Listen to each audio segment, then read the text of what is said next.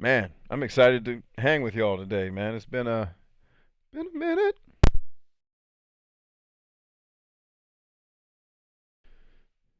Had a short stream today while I was working out, but then I had to come back. I had a meeting with my main man Tony, getting things together. And let's see, Army vet Hawks, what up, G? We got Chris Ocampo, King William the Third, Keegan Loomis is in the crib, Jadia Thin, my man Abdullah's in the house. Army vet says, "Love your message. I got you six, brother. Always, man. Always got y'all six. No question. All day, every day, bro. You know it. Juggernaut, the U.S. Marine Corps. What's up, Devil Dog? Good to see you. Chris Miller's in the house. Joker's Minion. Oogs Amy. I was getting ready to say Army. It's all good, man. Everybody living all right tonight? Abdullah says, knowledge is key. Joker's Minion says, got your six, brother. You've helped me more than you know. Bless you, man. I'm glad to hear that. My man, rock on, man. No question, man. You guys helped me a lot too. It's a blessing. My man Nick, what's up, dude? Hey, from TikTok today. Word, man. It's good to see you. Draven Doves. Hey, what you playing, brother? Playing? What do you mean? Like video games? I'm not playing anything right now.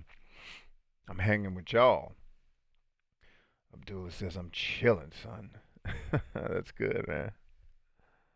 Muhammad Abdullah. Oh man, I swear to God, we're gonna have a celebration when I get my new phone. This thing is the bane of my technological life. When I get my new phone, here you go, YouTube. You can see what I'm doing too.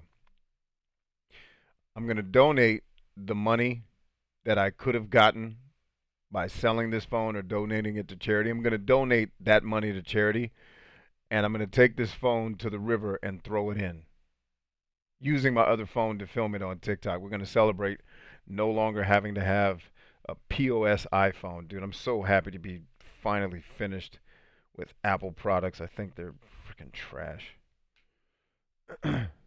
Android is better. Well, it's not even like I don't care about the operating system, although I do think Apple kind of plays the game like the Nazi regime, like it's use our stuff or nothing. Meh. Whereas using Android devices, it's a little bit more open. It's kind of like the story of Tron. Nick AK says, "Is that a wine?" No, it's a promise. For the love of Christ, I just want my phone to charge, man. That's all I want is my phone to charge. Just charge and stop. Screw it. I'll let you know when my phone's dying, so you can come over to YouTube and see the stream there. How you doing, YouTube? Good to see you guys. Can't stand this POS phone. Let's see. Need help pushing a fellow service member road to 50K. Indiana's Angel. Okay, let's check them out. Oh, it won't let me click on it in TikTok. Sorry about that. Yeah, so we're gonna have a new phone party. And we're gonna celebrate. Like I said, I'm gonna figure out what this phone is worth because inevitably someone will see that stream, and I'll end up on CNN as this horrible mogul threw a phone in the river. He could have donated that to charity. Yeah, and the money that your company's making just in stupid ad spend to run this stupid article could have donated probably about 400,000 phones to those same people. So stop bitching at me about it. So I'm just going to donate money first, and then I get to do whatever the hell I want with my phone, which is going to be throw it in a river. Got my drone out today. Just nice, man. Are you going to put any of that on TikTok? I haven't really been on TikTok today because I've been on calls and stuff. Your phone ran great for it. Okay, cool, man. Hey, I'm not going to knock anybody else's hustle. If iPhones are working for you, rock the hell on. I've only ever liked I've only ever liked Apple products when I had a MacBook Pro back in 2012 when I was still pursuing a career in music. It was great for production because back then PC software and PC hardware weren't properly optimized for making music, so there was a lot of latency. Like you'd record something you were playing, and there'd be latency in it, and it would suck. Um, so my MacBook was great for when I was producing music, but then eventually PCs caught up, and it's fine. Um, so now it's like I have no reason to own a Mac, and I don't like the way Apple does things. I never have. Like I think iTunes. It was funny because the it's not really hypocrisy. It's just the the audacity of Steve Jobs to get up on stage and scream about Adobe software being bloated and it's sucking and I'm not going to let it be on my phones anymore. Which I don't disagree with Steve Jobs' point at all. I think Adobe software needs serious overhauls and still if I film something or if I capture something, let's say from YouTube, that I want to use under the fair use exception to copyright law and produce that as something else, Adobe still struggles with that capture. Still to in 2020, they don't have codec workarounds to be able to deal with that, with the variable bit rates and all this stuff. It's like, come on, guys, this isn't a hard fix. Well, maybe it is a hard fix, and that's why they never fixed it. But um, but for Steve Jobs to be saying it, it's like you do realize you guys created iTunes, right? One of the single most horrible pieces of software that's ever existed, ever. Like I mean, if you want to talk about how horrible someone else is, that's fine. I'm all in, and I agree with you. Just know that you created iTunes, and it's horrible. It it's like you either organize your songs the way we want you to organize them, or we're just gonna do it anyway. We're gonna organize it for you. Okay. My man C.H. Murphy says CNN is the devil. Yeah, so Apple, my biggest issue with Apple is that everything's proprietary. So it's like if I'm taking photos on my phone, and this has changed a little bit these days, but when I first started using iPhones, it's like I took pictures, so I have to use iPhoto if you have a Mac to get the pictures and then to get them from there onto a website. Like it was a freaking nightmare, man. It's like, why do Apple phones work better plugged into PCs than they do their own stuff? Unless you want to use their world. It's like either you drink this Kool-Aid and use all our stuff or we're going to make it not work.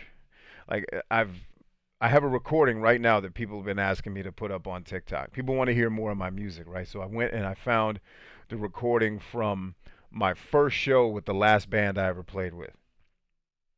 And it was the show, it was my audition basically. It was let's see how he does at a performance and then we'll make him a member of the band. And I freaking just went nuts on stage in a good way. And um, I have that recording. I want to make, I wanted to use it like the audio for TikTok and do all the editing on my phone, but can't because it's an MP3 and I'd have to put it in iTunes and then down. If this was an Android phone, I could just drag and drop from Google folders the MP3 onto the phone, and there it is. And now I can dump it into InShot or Adobe Premiere, do the edit. It'll take 4 minutes, and then I can show you guys some more cool music. But I can't do that because Apple won't let you upload an MP3 because we're protecting our artists.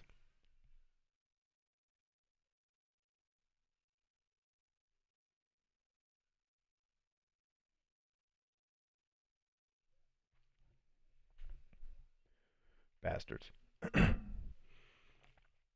What's up, Nanobot? Good to see you, man. But yeah, so needless to say, I've never been a big fan of Apple's products. Just they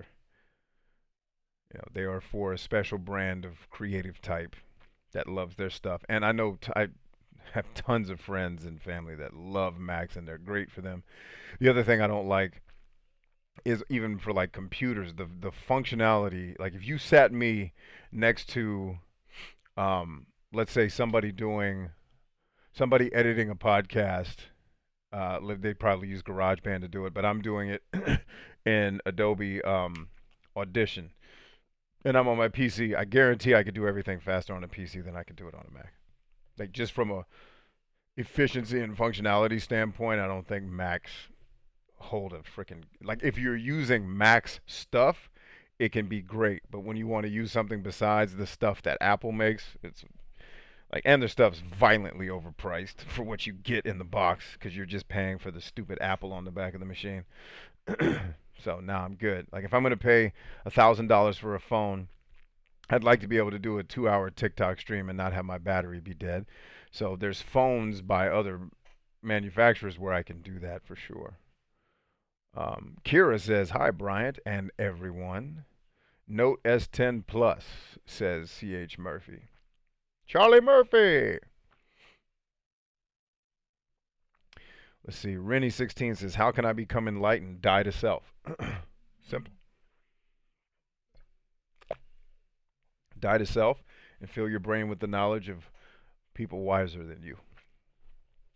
It's not complicated. It's just hard. Josh says, "Hello, everyone." So, yeah, man. I don't know what I guess is the S Note Plus. Is that a Samsung phone? I don't know the other brands. The phone I'm looking at is the Asus ROG phone that, like, the battery lasts for, you could watch Netflix for like 40 days straight and the battery's still working. So what is the one about today other than phone?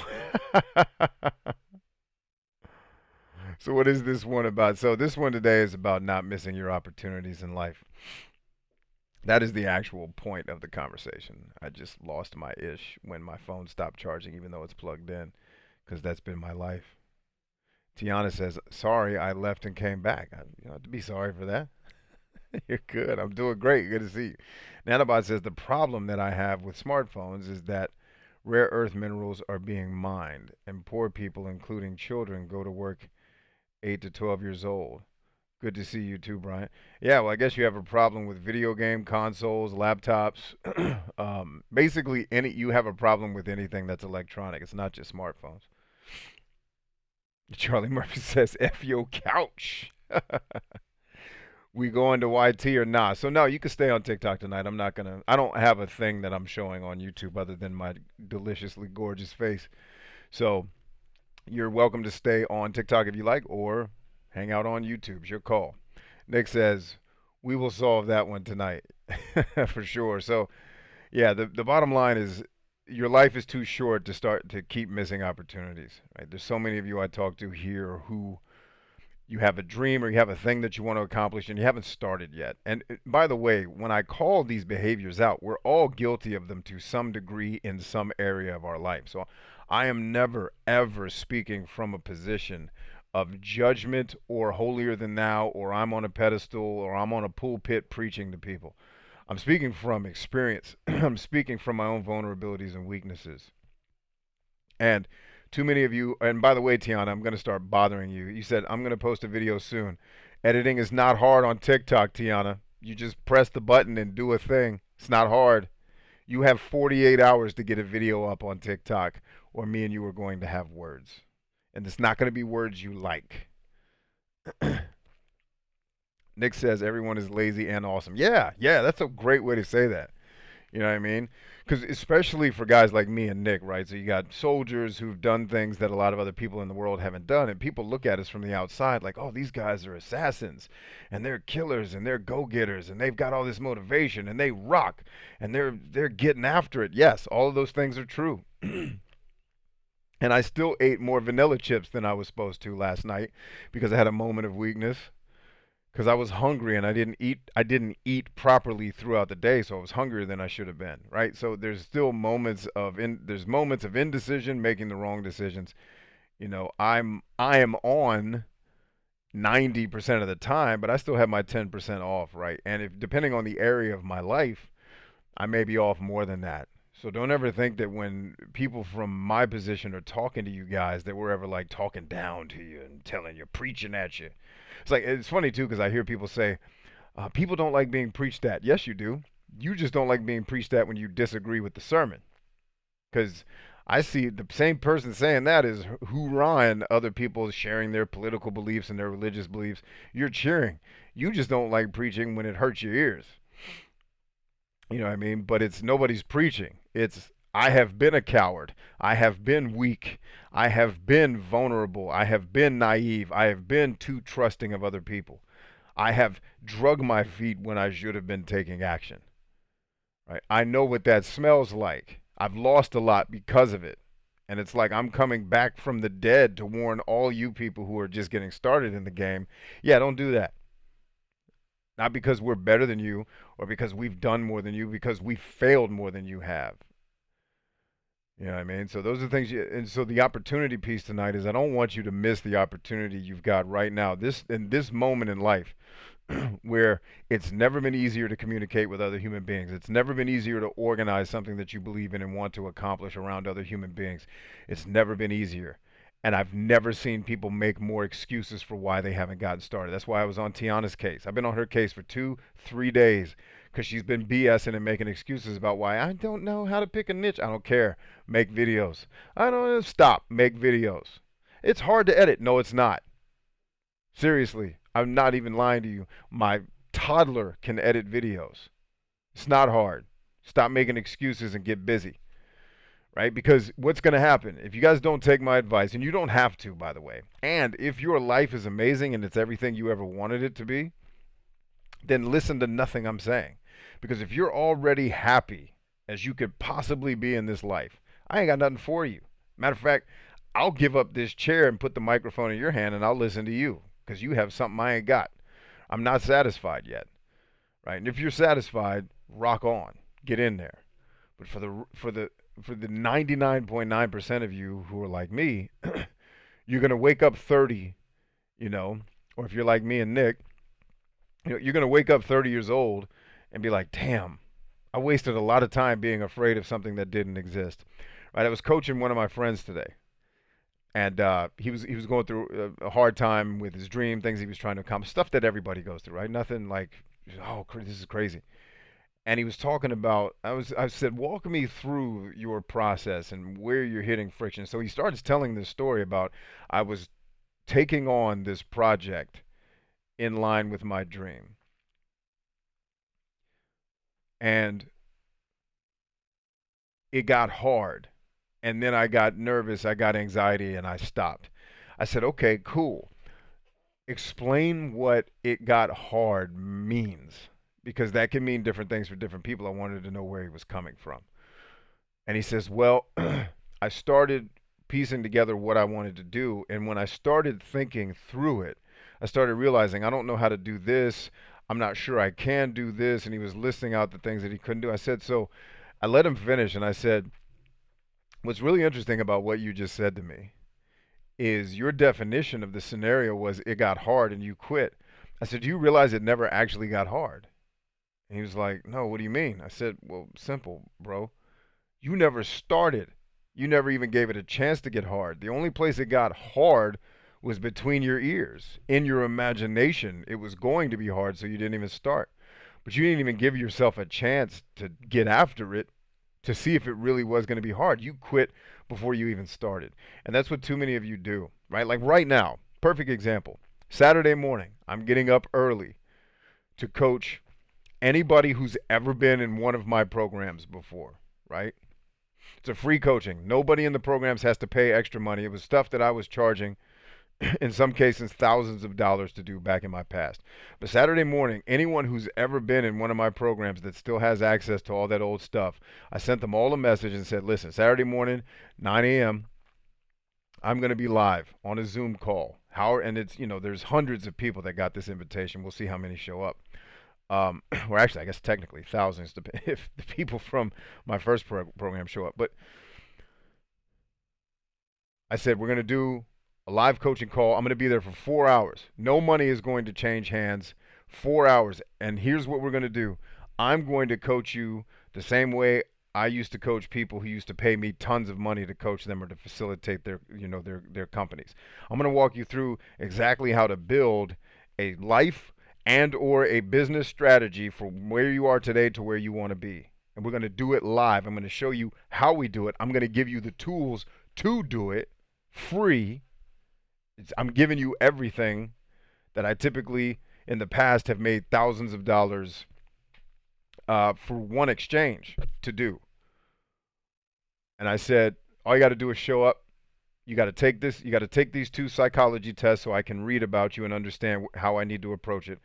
And you need to before we do the call, just message me. Let me know the type of questions you think you might ask. Now you'll have tons of other questions once we get started, but at least I am prepared to answer the questions that you're probably going to ask, and I can come to the talk prepared. I'm going to be online for 4 hours, and everybody that was ever in one of my programs gets to come free.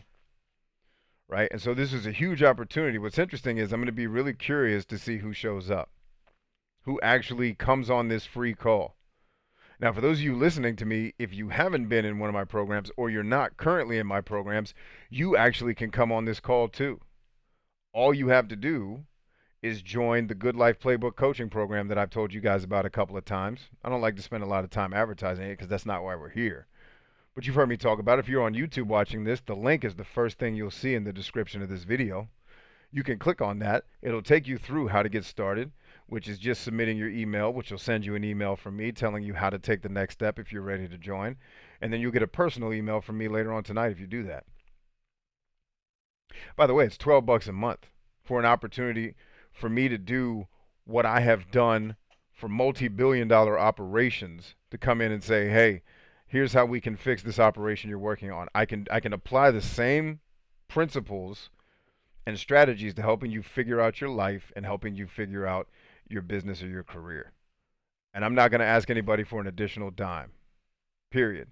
And the people who stay in the program will have access to that video and that Q&A for the entire time they're in the program. So the people that join my Netflix of life and business strategy, which is called the Good Life Playbook, as long as you're a member, you'll always have access to that video.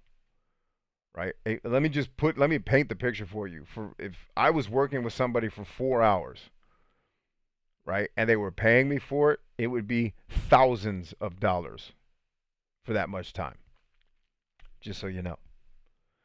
And so opportunities like that come around in your lives, but what most people do, let me back that up. What the smart people do is like, well, hell, I'm all in, and what else can I do?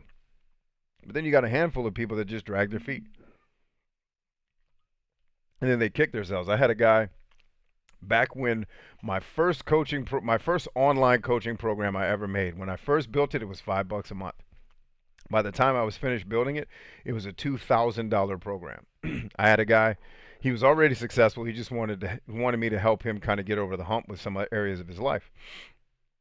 And he called me. I was doing phone calls because if I'm getting paid $2,000, you're getting on the phone with somebody. Let me give you some sales tips here, guys. Those of you guys that want to build websites that sell stuff, if you're charging somebody 2 G's, you're getting on the phone with them, right? Unless you are the Jesus Christ of copywriting and pitching value. If somebody's about to hand you $2,000, they ain't doing it without getting on the phone with you, right? So I'm on the phone with him. And he tells me, he says, brother, I've been watching you since you started on YouTube doing entertainment. I've been following you for like 6 years. He's like, and I knew I should have joined this program when it was $5. Now I got to give you $2,000. And that's the feeling people get when they drag their feet. So using that as an example, right? Everybody on this call right now has an opportunity to be a part of this coaching call on Saturday. All you got to do is sign up for the program.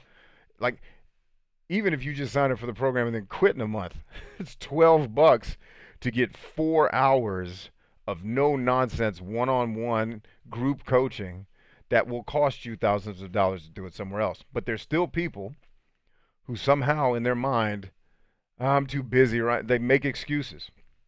I have a habit of weeding those people. That's why I've been on Tiana's case. She's got 48 hours to get content out, or I'm unfollowing her. Like, I'm just gonna start making content about her until she's embarrassed enough to start making content, because she has a serious goal and she's dragging her feet because she's afraid. And now she thinks I'm gonna let her make excuses. Like, oh no, the reason why I didn't start. No, the reason why when I talked to you yesterday, you didn't leave the call and immediately go make a piece of content, is you still think you have to be perfect before you start talking. I don't know that person. Let's take some comments, and then we're going to talk about y'all's opportunities in life. And the point that I'm trying to make to you is, what other opportunities are available to you in your life that you're not taking advantage of? and you're making excuses for why you're not doing it, right? I pray you guys are the people who are proactive, right? Like the core audience that I create content for, the inner circle, if you will, is for the people that just take action and don't make excuses and don't try to have everything figured out before you start. Cairo says, I made videos, brother. You talked me into it. Good. I'm glad to hear that. Nanobot says, the problem that I have with smart. Oh, I read that one already. Nanobot also says, true, man, but I try to hold on as much as possible and don't have the latest phone. Yeah, no, I get what you're saying, man. I wasn't trying to say that you were wrong. Let's see. Ray says, thanks for teaching us. Yeah, Ray, what's happening, man? Jack Martin says, it's like one of Jocko's philosophies of responding to everything with good. You want to do something? Good. It's hard? Good. Yeah, I love that podcast, man. That's a great attitude to take towards it. Like everything is working together for you. It's like the video I did what was it, a month ago? Where I said, um, 8 words that'll change your life. Everything in life is happening for you, not to you. It's 8 or 9 words. I can't count. Charlie Murphy says it's 9 a.m. Eastern Standard Time, and we're gonna go till 1 p.m. So you got 4 hours to get in there. Now, if you come late, you'll miss the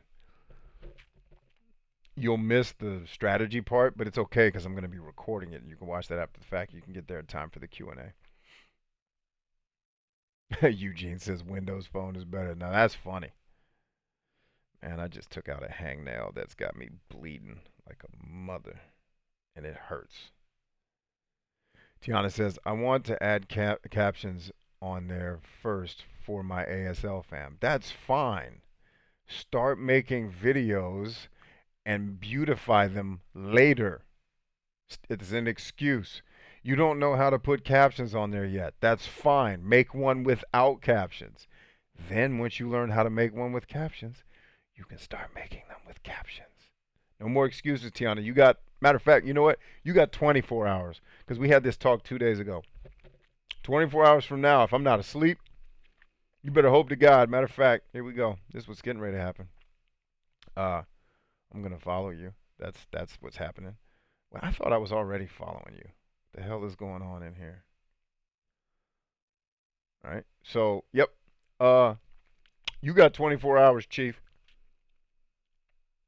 On my hangnail, you got 24 hours to get some content up here on TikTok, Instagram. I don't care. Send a carrier pigeon, smoke signals, wherever you want to make the content. You got 24 hours to make it and link me to it. I'm now following you, which I thought I was already. I don't know why I wasn't. You're going to message me within 24 hours. Hey, dude, here's my first video. Otherwise, I'm just saying you don't. Okay, keep playing with me. I'm gonna make 100 videos about Tiana, and I'm gonna force people to go to your profile and be like, everyone yell at her till she makes content. And every hour that you don't have a piece of content up, I'm gonna make another one, and then another one, and we still ain't got no content, Tiana. What's happening? I said you had 24 hours to get something up. I don't care if it's a video of you filming polishing your toenails. Get a video up. Just get in the habit of taking action. I don't care if it's perfect. I don't care if it's great. It's supposed to suck at first when you first start doing things. Get busy. You are the reason why I made this live stream tonight. The foot dragon. Enough. Oh, I gotta wait till I can do captions. Come on, dog. You got 20. I'm gonna leave it. You got 24 hours.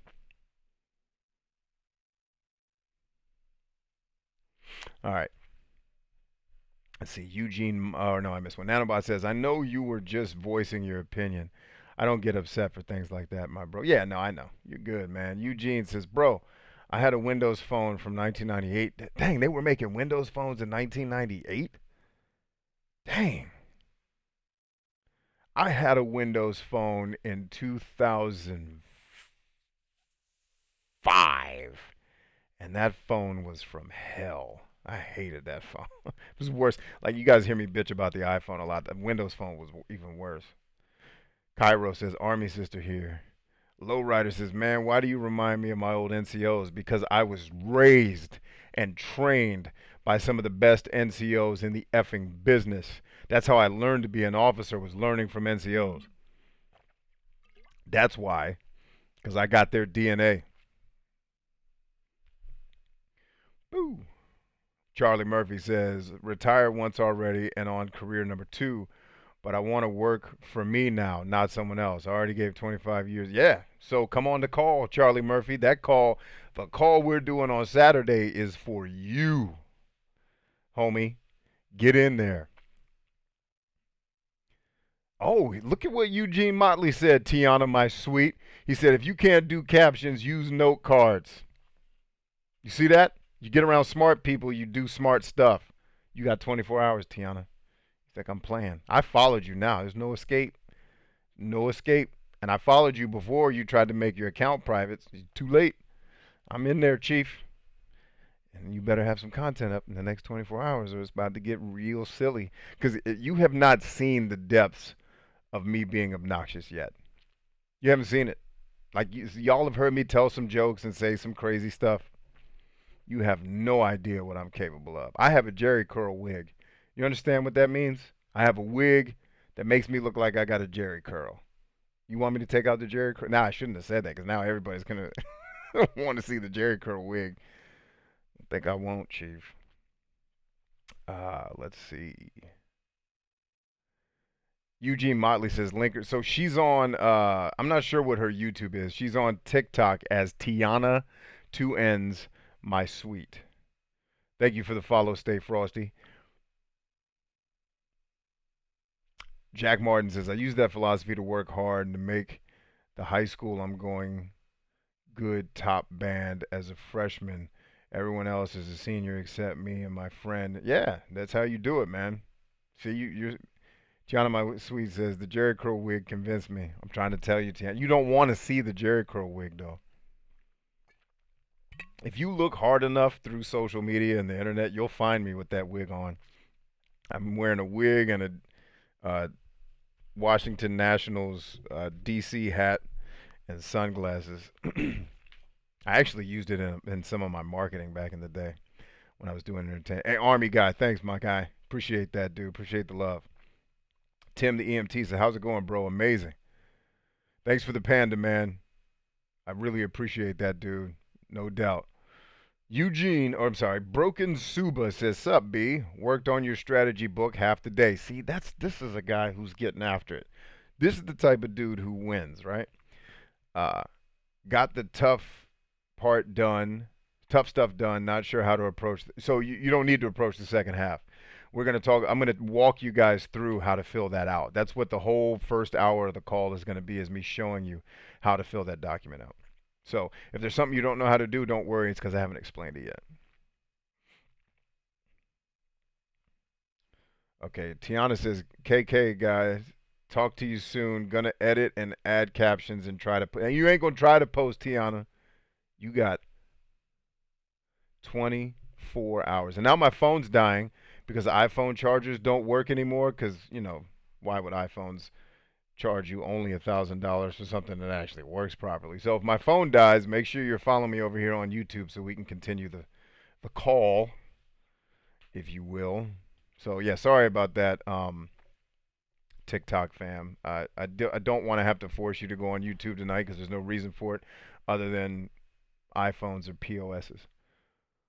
Eugene Motley says, and yeah, I had a Dell PDA running Windows CE with the cellular model CF card, and then got my mom her first smartphone, 1999, Sony Ericsson. I remember those, man. I'm trying to remember what I think my first cell phone was a Motorola. Back in the day of the flip phone. Eugene Motley says, if you ran the Windows Microsoft ecosystem, it was amazeballs. If you didn't. So I actually bought a Windows phone when they were making their actual phones. It was no bueno. Compaq and iPad. I got you. Juggernaut says, I bought my first iPhone in 2007. Sorry, I love mine. Hey man, if it's working, let me add some context to why I bitch so much about an iPhone. Like, I'm a producer of things, right? So if I'm trying to produce videos or produce a song, there's just certain functionality that iPhones make harder. And when the chargers don't work, although if I was using one from 2007, I wouldn't be bitching because that one would probably still work and the charger's not ridiculous. like this new charger they came up with is. Um, in fact, the iPhone I had before this I liked better. I bitched a lot less, but it's because it actually worked. But the yeah, it's a functionality and a usability issue where if people are just using their phone to communicate, consume, and connect, then it's beautiful. Like the ecosystem, the phone is very easy and user friendly. It's when I'm trying to upload files, to manipulate those files, and trying to produce things. The iPhone just makes that more difficult than it needs to be. Um, have I ever used a BlackBerry? Yeah, I used to have an international BlackBerry back before the iPhone. So that would have been 2006, I think. Because I had the first model iPhone, like, or the second model, like the year after it dropped. I got one. I wasn't amazed with it. I was disappointed when I got the first iPhone. I was like, I'm good. Tim the EMT, man, look at you. He is very rich. Thank you, brother. I really appreciate that, man. You guys are awesome. Eugene Motley says, oh no, I read that one right. Jack Martin says, what phone do you have? The iPhone 7S Plus or the 7 Plus, whatever it is. Yeah, same here. It was good if you had MS365, loads of interconnected apps for enterprise. If you weren't doing that kind of thing, it kind of missed the mark. Yeah, I don't remember which Windows phone I had. I just remember it had a lot. It crashed a lot. I ended up hacking it so that I could run my own shit on it. Because the Windows stuff and the touchscreen were not hitting like they should.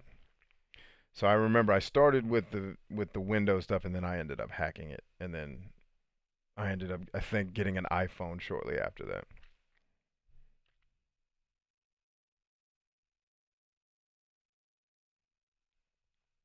Cuz I went to that phone after I had the first iPhone and hated it. I was like, well, this isn't going to last. I'm getting up out of here.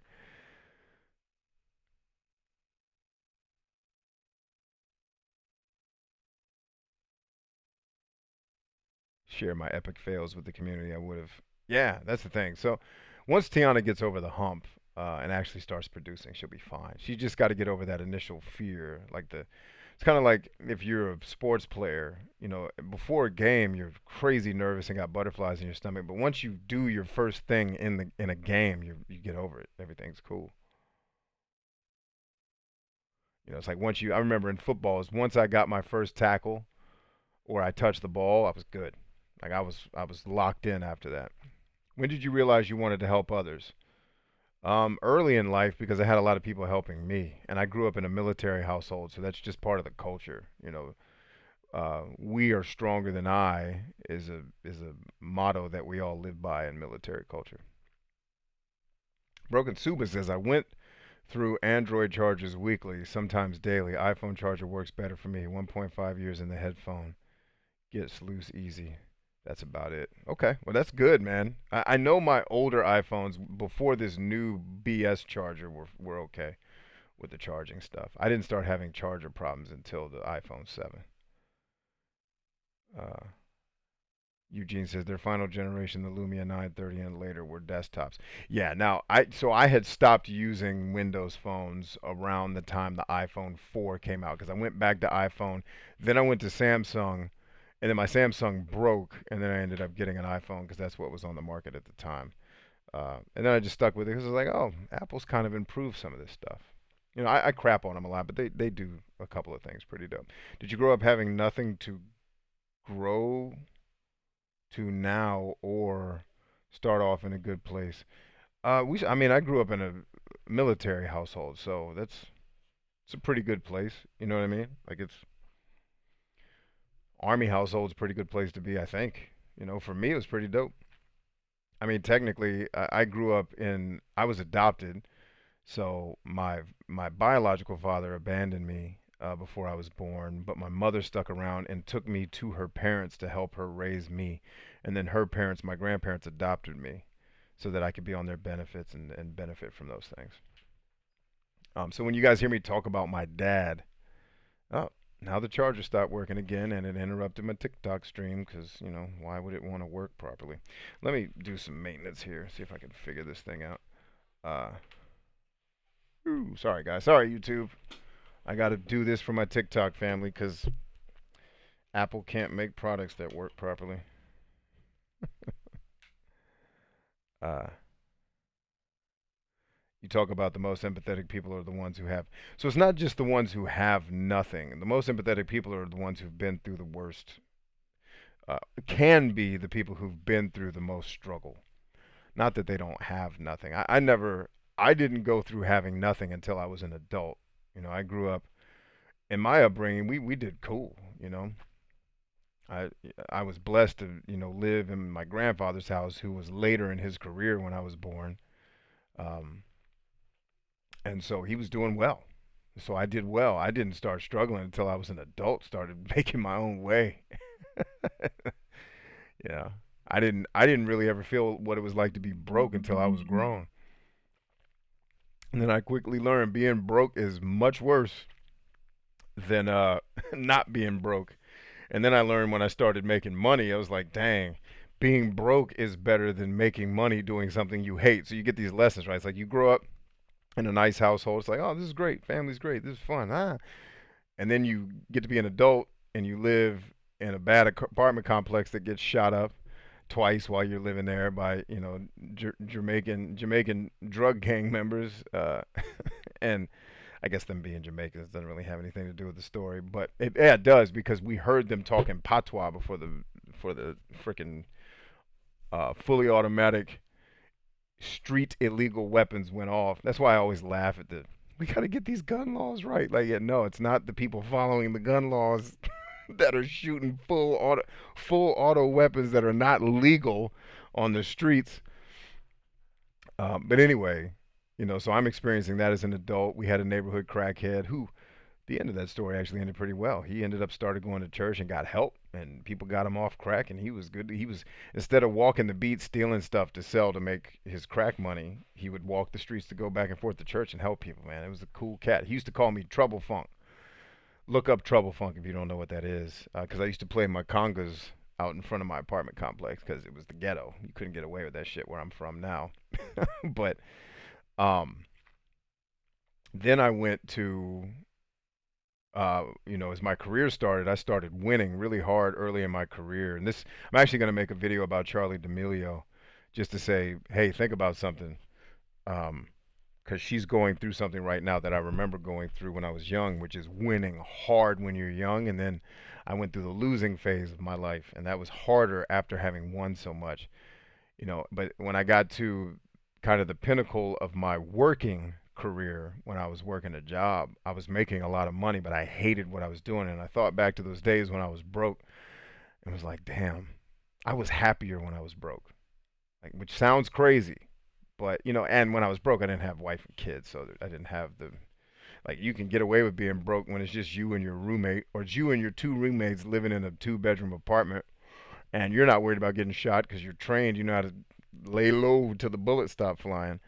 Um, but yeah, I just remember at the height of my working career, uh, I was the most miserable I'd ever been in my life. And so you kind of go through these lessons of, damn. So I was happier broke because I was at least doing something I cared about. Like when I was broke, I was coaching football.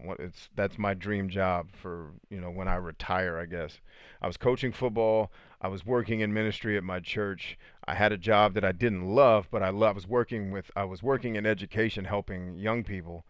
So I loved working with the young people, and, you know, I had a boss that was uh helped me and stuff like that. So it was cool. Plus I was young. I wasn't worried about status, and I'm still not. I don't give a shit about that. But it I thought back to, damn, I was much happier back then when I had no money because I was doing shit I cared about. And that was a signal to me. It was like, okay, having all the money but having to give up things that you like to have it is not winning. At least not for me. Like if you're motivated by money, you might be able to get away with that.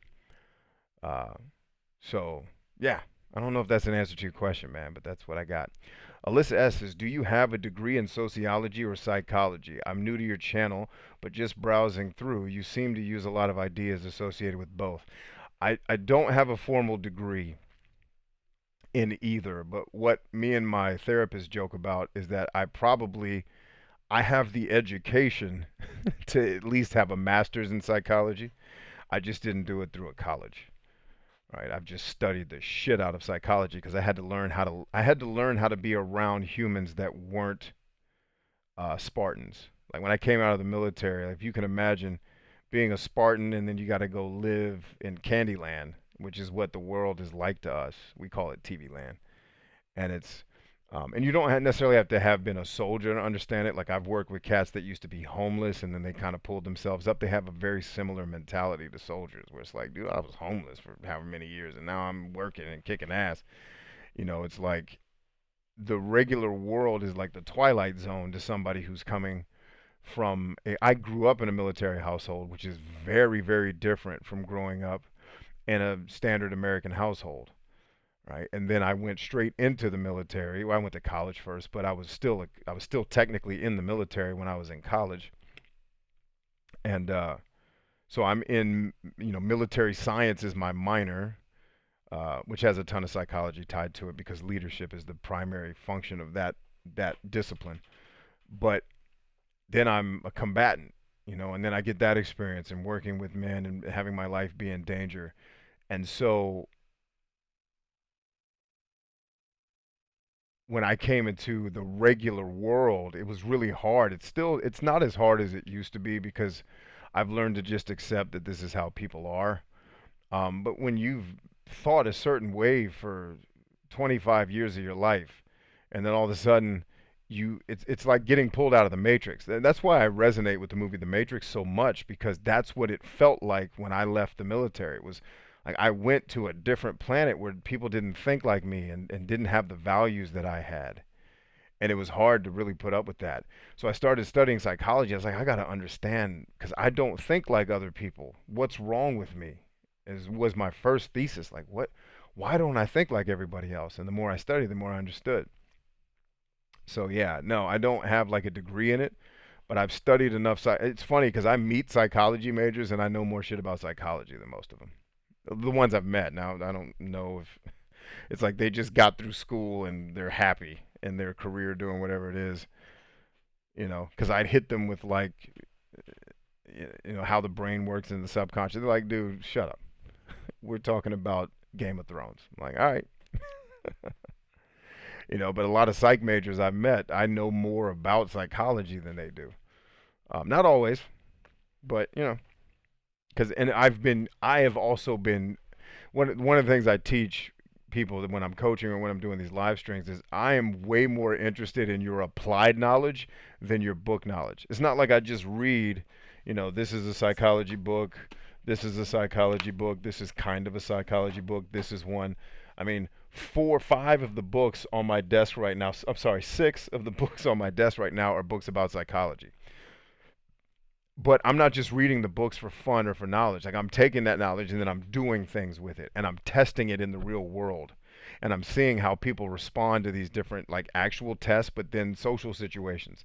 So it's almost like a life of lab work where I'm studying human beings. So I have a lot of applied knowledge that you don't necessarily just get by reading a book, right? Same thing with leadership, where people tell me I'm a born leader. I have to tell them there's no such thing. Like you may be genetically predisposed to some of the characteristics that make it easy to behave like a leader, but it doesn't mean you're a leader. You got to pay your dues just like everybody else and learn it, and then you got to go do it. Like if you're a born leader, show me. And can you lead people in a way that's good for them, not just for yourself, right? And are you leading them to a good place? Because if you can't cover those bases, you're not a good leader. You have influence because you're highly extroverted, right? So, um, same thing. Like I tell people, if you want to learn how to be a leader, go lead. Go lead. Put the book down and go do something, right? And that's applied knowledge is way more important to me. Hey, Madeline, what's up, lady? Applied knowledge is way more important to me than somebody telling me they have a degree. Like I told you guys in the video I posted. Did I post that video on TikTok yet? Oh, snap. I didn't post that video yet. I posted on Instagram about 5 things that you don't know businesses are looking at when they want to hire you. And I said, take this with a grain of salt because I don't do a lot of this stuff because I think it's BS. but it's true for other. I said, if you want to get hired by someone besides me, then you'll do these things. But one of the things that I talk about a lot in that video, I talk about how all the people I've hired, I didn't care if they even had a college degree. I couldn't care less what their degree is in, or even if they have one. I want to see applied knowledge. I want to see how have you already done the thing that I'm hiring you to do? Period. I don't care about I don't care if you have a degree. I've never hired a person and cared about whether or not they had a degree. Ever. Ever. In fact, I think several of the people I've hired never had degrees, or they were working on them when I brought them on board. Madeline, you rock, lady. It's good to see you. Right? So, no, I don't have a degree in psychology. I just study it way harder than most people who have a degree in psychology, because it's how I learned how to survive. Because when I came out of the military, like I said, remember, and I won't beat this horse to death, but I lived in a military family all my life. And then I became a soldier and then became a leader in that world. And then I came into the real world, and everything about the Matrix, like the Matrix isn't a movie to me. That's me. Like, I have been effing Neo. When I came out of the military, it was like, what the F is wrong with all you people? Like, you're bitching about, like, what? What? Why? They're complaining. What? What's wrong with the world? And so I immediately started ripping through all these books. I was like, I have to understand these crazy people if I'm going to survive in this world, because my way of thinking is way different than every person that I'm running into. And then when I would meet someone like me, it would be like, hey, hey, hey, and they'd be like, shut up, dude, don't talk so loud. They're going to find out that we smart. Like, oh, all right, my bad, bro. Listen, I don't. It was hard. And so I obsessively, like, my therapist jokes with me. It's like, you study. I introduced her to the dark triad test and the hexaco test. She had never heard of it. Like, all right, yeah, we might start using that around here. Right? So that's the deal. Eugene says, kids didn't care. Consumerism seems to have infected everyone on an incredibly deep level. Oh, of course, man. No, Madeline, you are awesome. Much love, guys. Go follow Madeline Janelle Art, please. She's amazing. If you don't follow her, you and I can't be friends. When you talk about, and I've said this about her, I don't think she's heard me say it, because she's usually very busy, because she's the only person on the planet with more kids than I have. But she's not just a dope artist, because there's a lot of dope artists out there. But when you meet an artist, and I was not comparing, I was saying how I immediately was drawn to the work she was doing, because she reminded me of the artist that works on my team, where she's a dope artist and she's using her art to do good for other people. You find people who are ill with the hand skills, right? I've hired guys and ladies who are ill with hand skills, but when they're using that skill to bless somebody else's life or to spread a positive message, that's rare. And it's like, yep, I will help this person for real. Nancy Pan says, I love the fact that you have a lady shrink. Dude, oh, she's a freaking assassin, bruh. Oh, and it's funny because all the dude shrinks I had sucked. Well, and I've had a male counselor, two male counselors who were awesome. So let me be clear in case they're watching for some crazy reason. They were awesome. But no, and the thing that made me stay with the doctor I have now was I was walking her through the end of my working career back when I used to have a job. And I was just talking her through, like, I would tell her these stories, like when the things that were happening to me, and just things that should not be happening to a professional person. And just trying to explain to her the anger that I felt a lot of the time. And some of you guys have heard this story, but for those of you who haven't, it's hilarious. And I'm just like, I don't understand. Like, I'm trying to process. I'm angry. I'm never going to hurt another human soul unless I'm protecting another human soul, because it's not in me to just hurt people. But I have wanted to choke. And she stops me. She's like, B, listen, I get it. And this is a woman who said this to me. And this is how I knew she was going to be my therapist for the rest of time. She's like, B, I get it. Sometimes you just feel like you need to choke a bitch. And I was like, yeah, yeah, what? Yeah, she's like, I feel like that all the time. She's like, I hate people too. It's fine. You're normal. Be cool. I was like, hell yeah. My doctor just told me she... Like, yep. My doctor's awesome. She's dope. Like, I'll give you another weird thing. Going back to the hey, what's up, Juan? Or Hayne, I'm sorry. One of the weird things that I experienced in the world was like feminism, right? I had never really come into contact. I was a military guy. And these young women were explaining this feminist stuff to me. And it was like, we've been oppressed and the man, and we're fighting back. And I was just like, yeah, wait a minute. Uh, why are y'all oppressed?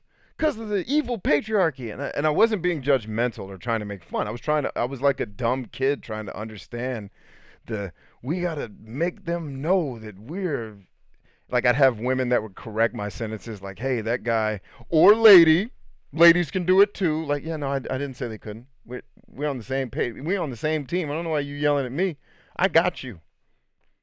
Are you kidding me? I've hired mostly women and minorities my whole career. So let's at least out of the military, because I work with all men in the military. But let's go ahead and chill on that. But what I had to tell these, because these were like young 20 somethings, like fighting the good fight because they're just out of college. And I said, ladies, here's where your movement looks weird to me. I was raised by some of the baddest ladies on the planet. They were never oppressed. The system didn't hold none of them ladies back. And these are minority women, and all of them were ass kickers. So I never understood this being victimized, and like the whole we got to fight against the mentality that keeping women in the kitchen. I'm like, if my dad had sent some keeper in the kitchen shit to my mom, she would have punched him a second time because she knocked his ass out once. And I don't remember what it was about. It was before I was born. But it's like, yo, ain't no key. I don't understand that world. Like, at no point did I get married to my wife and say, well, listen, little lady, you're going to have to stay in the kitchen, all right? So I can go and be a man and provide for my family and dadgummit, make ends meet so that you can be the lady that God made you. And while you're at it, don't read any books. Like, my wife and I, when we got together, was literally, um, it was, listen, all I want for our kids, because we both grew up in families where, like I said, I was adopted because my biological father abandoned us, which I have a relationship with him today, and it's pretty cool. He's a cool cat. Anyway, uh, I said we get around to having kids, my only thought, and I just want to get your take on that. This is probably before we were married, because it's smart to make sure that you're all on the same page before you put a ring on somebody's finger. And I just said, listen, when we get down to the marriage zone, I would really like it if one of us is at home with the kids when we start to have kids. And I don't care which one of us it is. Like, I can be a stay-at-home mom, you could be a stay-at-home dad, whatever. And I said that wrong on purpose because it's hilarious. But I didn't care. I said, why don't we do it this way? Whichever one of us is making the most money at the time of kids, that person stays at home with the kids. Right? I said I just want someone to be at home with them because I think there's a lot of value we can provide to our children and that our parents weren't allowed to do or weren't able to do, because your mom was single for most of your life. My biological mother was single, but even though I was adopted by my grandparents, by the time I was old enough to need them in my life, you got to remember they're way older than me, and I was a child. They both started working after my dad left the military, so I was home alone a lot or at my friends' houses eating dinner. So I was like, I'd like one of us to be with the kids. Now, what we've learned, what's up, Dark Dally? Good to see you, bro. Um, what we've learned after having kids was I'm kind of glad it worked out for her to stay home, because I learned that I am not the patient, nurturing type. Like, I'm wildly affectionate, right? I'm hugs and kisses and high fives, but I am not the, like, I've told my 4-year-old at least 7 times in the last 4 days, Daddy, I'm hungry. Well, then go to bed. Then you won't be hungry anymore. Like, that came out of my mouth. Sorry. It's just, it sounds horrible, but I've said that. And obviously, I feed my child, guys. The point of is he just says he's hungry because he's bored and he wants to, like, no, you don't need any more food. Go to bed. You won't be hungry anymore. We have fed you. Like, and my wife's like, dude, don't. Or like today, I told him, go get in the bed. where I told you to go get in the bed. He's like, but Daddy, Zaire, he's still learning how to talk. Zaire, because he's got some developmental issues. He had a lot of issues when he was born, and he's like, Zaire kicked me out. I said, no, he didn't. Stop lying and go downstairs. And my wife's like, yo, no, he's not lying. The big boys kicked him out. I was like, she's like, babe, you told him he was lying. I was like, babe, he's a baby. He's not even forming memories yet. I don't care. Like I gotta go to it. Like that's me. I'm just not. I'm not the softer side of Sears, man. Like when my kids start screaming, they do wall sits. Like I don't. I just don't have that. My wife is a nurturer. Just a go easy on the baby. No, tell baby's ass to get up, do that wall sit. Right? No, like discipline is love. This is how I roll. Right? So anyway, I never understood these gender roles that everybody's all upset about now. It's like, there's no gender role, bruh. Like, we're a team. Who cares? Like, I gotta be the one to bring home. I told my wife because she's working to become an attorney, and our original dream was she was going to do that a lot earlier before we started having 14,000 kids, and so she had to put it on the shelf. And now I told her back when we got married, I said, listen, you become a high-powered attorney, I'll go drive a school bus, bro. I don't have to be the breadwinner. This was before I hadn't even started my business at this point. I think I might have still been in the army. And it was like, yo, um, you want to be a high-powered attorney and make lots of money? Great. I'll drive a school bus and coach high school football, and that's fine. And then we'll get daycare for the kids, or whatever. I didn't care. Like I didn't care about a gender role. Give me a break. Like so, that's the world I came home to. It was alien to me because those things didn't exist. Madeline says I say that to my kids. Oh, Mads was a latchkey kid too. Freda, how long are you married if you don't mind me asking? I do mind you asking. Freda, how dare you? 17 years. I got married when I was 17.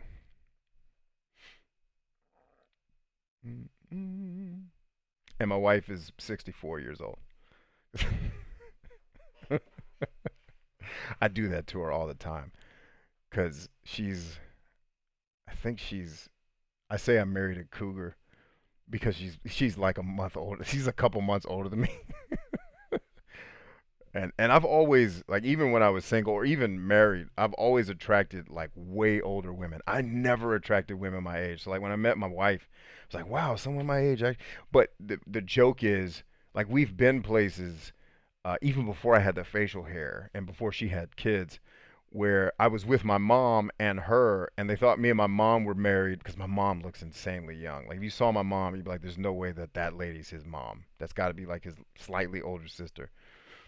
And my mom is crazy young because she was a kid when she had me. But um, they thought my wife was our daughter. I was like, now listen, bruh. Because we were at IHOP when this happened. I said, either homegirl looks real young, or you're saying I look old enough to have a woman as my daughter that's actually, I was pissed, that's older than me. I wasn't really pissed. I was like, what are you trying to say? You think I look old enough to have a daughter? How old does she look to you? Because she at least looks legal. Let's start there. So what you're saying is you think I'm old enough to have an 18-year-old. I'm not. And so my wife looks so crazily younger than me, especially now that I have this giant ass beard. Um, but yeah, 17 years, man. Been holding it down. But yeah, I've always, like, I had a woman, this would have been like 2000, I don't remember. Anyway, I was doing my corporate gig back in the day, the job where I worked for the billionaire that I told you guys about, where I started learning how to run businesses. And I'm doing my job, and this woman had to be pushing 70s, if not older. And like, if you're not aware of some of the terminology people use, um, in the kind of my ethnicity, my multiple ethnicity, she walks up to me, 70-year-old woman. Now I'm 20 something.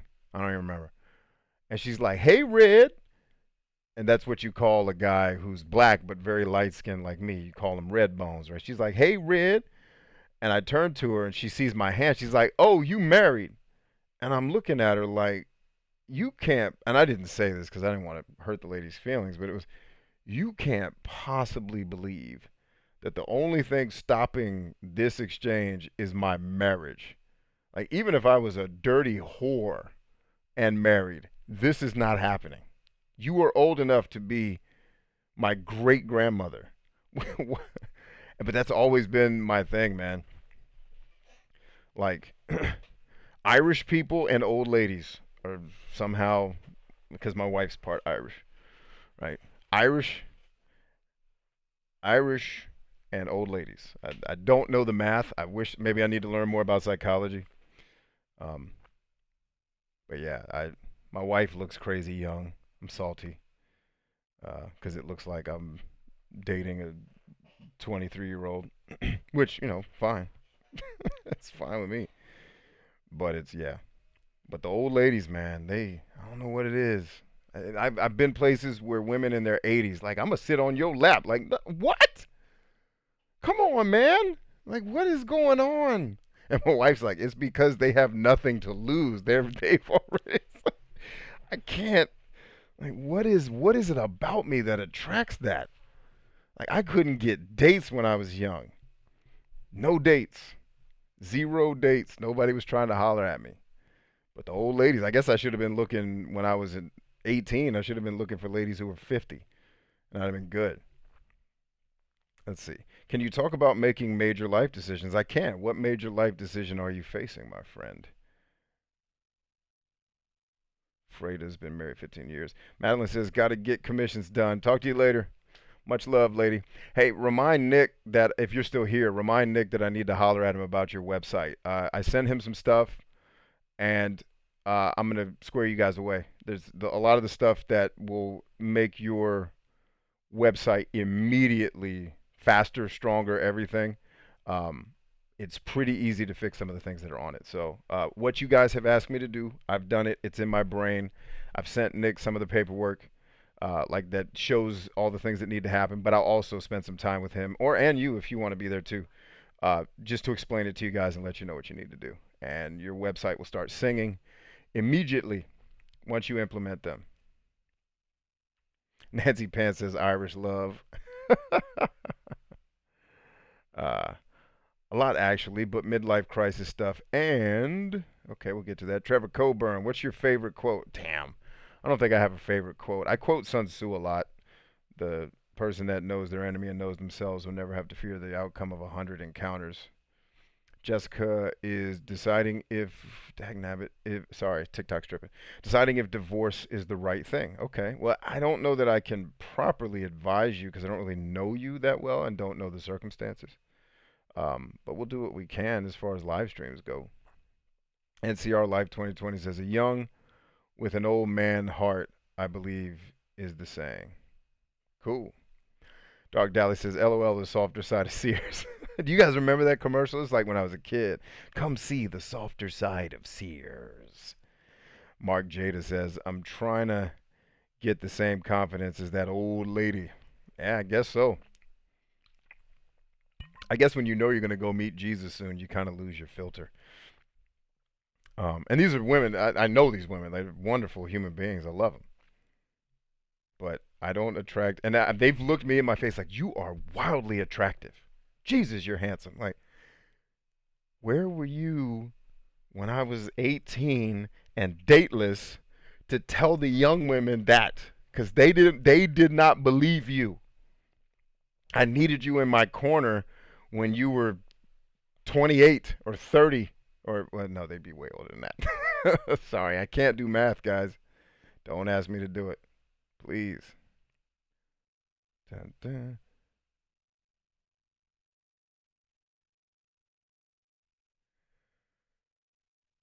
Hard part is he's not a total jerk. Well, most people aren't total jerks.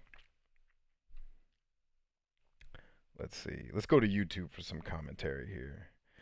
Eugene says, "Dang it, YouTube, I'm reading. I feel you. Tend to attract brunettes and redheads, statistically significant numbers. So weird. About 50-50 split. Yeah, the Irish red-haired ladies had taken a liking to me once upon a time. I'm not around a lot of Irish red-haired ladies these days. I'm not around people a lot these days, I guess is the jam. So there's that. Lighthouse Keeper says, bless you, Brian. Thank you. Bless you too. Dark Dally says, with me, it wasn't the older ones. I attract the younger ones. I have a lot of tattoos and shit like that. It's the same thing, only different. Yeah, yeah, yeah. I think it's just it's how I present myself. I present myself as someone who's much older than I am, because I've had a lot of life experience in a very short amount of time. It's like that. There's the saying that if you send a 19-year-old kid to war, he's 40 years old mentally when he gets back. And that's very true. You become an old man. Like your maturity level goes way up. That's why a lot of times soldiers who come back from combat struggle when they go to college. It's like, what in the hell are these bitchy kids crying about? Nancy Pants says social distancing is real. Yeah, but I social distance because I don't like humans. That's different than worrying about a virus. I'm not sure why the wrong males are attracted to me. Probably because it's usually two things, right? This is what I always tell people, and here's a quick psychology thing. Psychology, since we were talking about psychology. When it comes to the people you attract, it totally makes sense to me why I attract older women because I talk about things like a much older person would. And I'm not obsessed with things that people my age are obsessed with, like fast cars and that type of horseshit. Um, but the what's it called? Typically, and this is what I say usually to, and this is mostly to women who ask this question. Sometimes guys do too. But it's, why do I keep attracting narcissists, for example? It's okay. Then you are probably a narcissist because like attracts like. Or you have a very strong deficiency in social self esteem, which means you are projecting that you don't value yourself as much as you should, and you're attracting people. You're probably also attracting the people you want to be with, but you're blind to them because you don't have the social self-esteem to realize that you deserve that kind of treatment. And that's tough, right? Because you'll get somebody really good in your life and you'll think, oh, I don't really deserve this person, and that's just not true. And so what ends up happening is that woman or that man settles for somebody. I did that when I was young. I had no self-esteem and I dated a woman just because she liked me. It's like, well, at least somebody likes me. Let's get this girlfriend thing going. I mean, I was 16. It's not like it was the end of the world or I was married to her. But it was just like, wow, somebody actually likes me. But she was insane. Like, it was so bad. She lived with a single father. Her parents were divorced. And I went over to pick her up for a date, and she's screaming at her father in a way that I don't know how Asian families do it, or in this case, Vietnamese families, because she was Vietnamese. I don't know how they roll, but if I had been screaming at anybody at my family at that volume, I would have been punched in the nose, mouth, and eyeballs. I would have been going on that date with a swollen ass face. Now, she's a woman, so obviously her father's not going to punch her, hopefully. But I just like it was like watching a married couple scream at each other, and her father was taking like it got so bad the screaming because I was there that the father looks at me like, "Are you sure you want to go through with this, brother?" And I'm like, "Oh no, the dad is broken." Ah, he looked at me like, dog. He looked at me like, "Run, run while you still can, son. This doesn't have to be you. Run." So but because I was so insecure and had no self-esteem at all, just the fact that a woman showed me attention was enough. Like, all right, yeah, I'll be your boyfriend, thank you. Like, I'm so honored to be here and get screamed at. Right, so you really have to. Oh Jesus, Nance has got to call the cops on her neighbors. What the hell is going on in your Nance? We got to get you out of that neighborhood soon. Or are you telling a joke? Is something really going on in Nancy's house?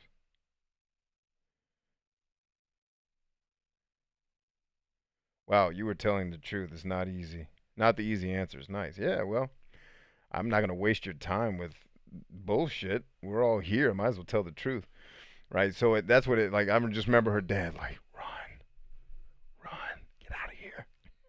He may have actually said, "Get the fuck out of here," and like whispered it, because she was just berating him like a crazy person. I'm looking at her like, and she's like, "Come on, let's go." Like, she never yelled at me. I mean, she got angry with me once because she tried to pick a fight with me and I didn't let her. I was like, I don't need to fight with you. We're cool. Like, I'm not an arguer. My wife and I don't argue. That's not how things go down. It's not our world. Nancy Pence says, "Yeah, this has been an issue for 2 years. Nance, we gotta get you up out of there. What are you doing? We gotta help you." And so yeah, it's she got angry with me once and kind of yelled at me because she tried to pick a fight with me. I was at a track meet because I was actually a track star at one point. So I was competing. She was on the track team too, but you don't stay on the track team unless you win, right? You get to a point where I remember the regional track meet, it was me and one of my homegirls who did a lot of field events in a van. Like the whole team, it's not a team sport. It is a me sport. Once it gets to a certain point. And so she was already not competing anymore because I was competing at a higher level. And I guess I didn't call her when I got home from the. I got home at like 10 o'clock at night because when I was growing up, you had to travel far to compete with other teams. And she calls me like, "Yo, how long have you been home?" I was like, "I don't know, 20 minutes or 30 minutes." "Why didn't you call me?" I was like, "Well, I just got home from the meet. It went well, by the way. Thanks for asking." Crazy heifer. And then it was, I wanted to get something to eat and I had homework to do. "Well, you should have called me. Like, I'm your girlfriend. Why would you blah blah blah?" I think she called me and I didn't call her back. Like, "Look, dude, I just got home 20, 30 minutes ago. Like, chill." And then she starts hollering like, "Well, so I hung up the phone and went back to eating. I was like, "I'm not gonna sit here and get yelled at. I'm not that dude."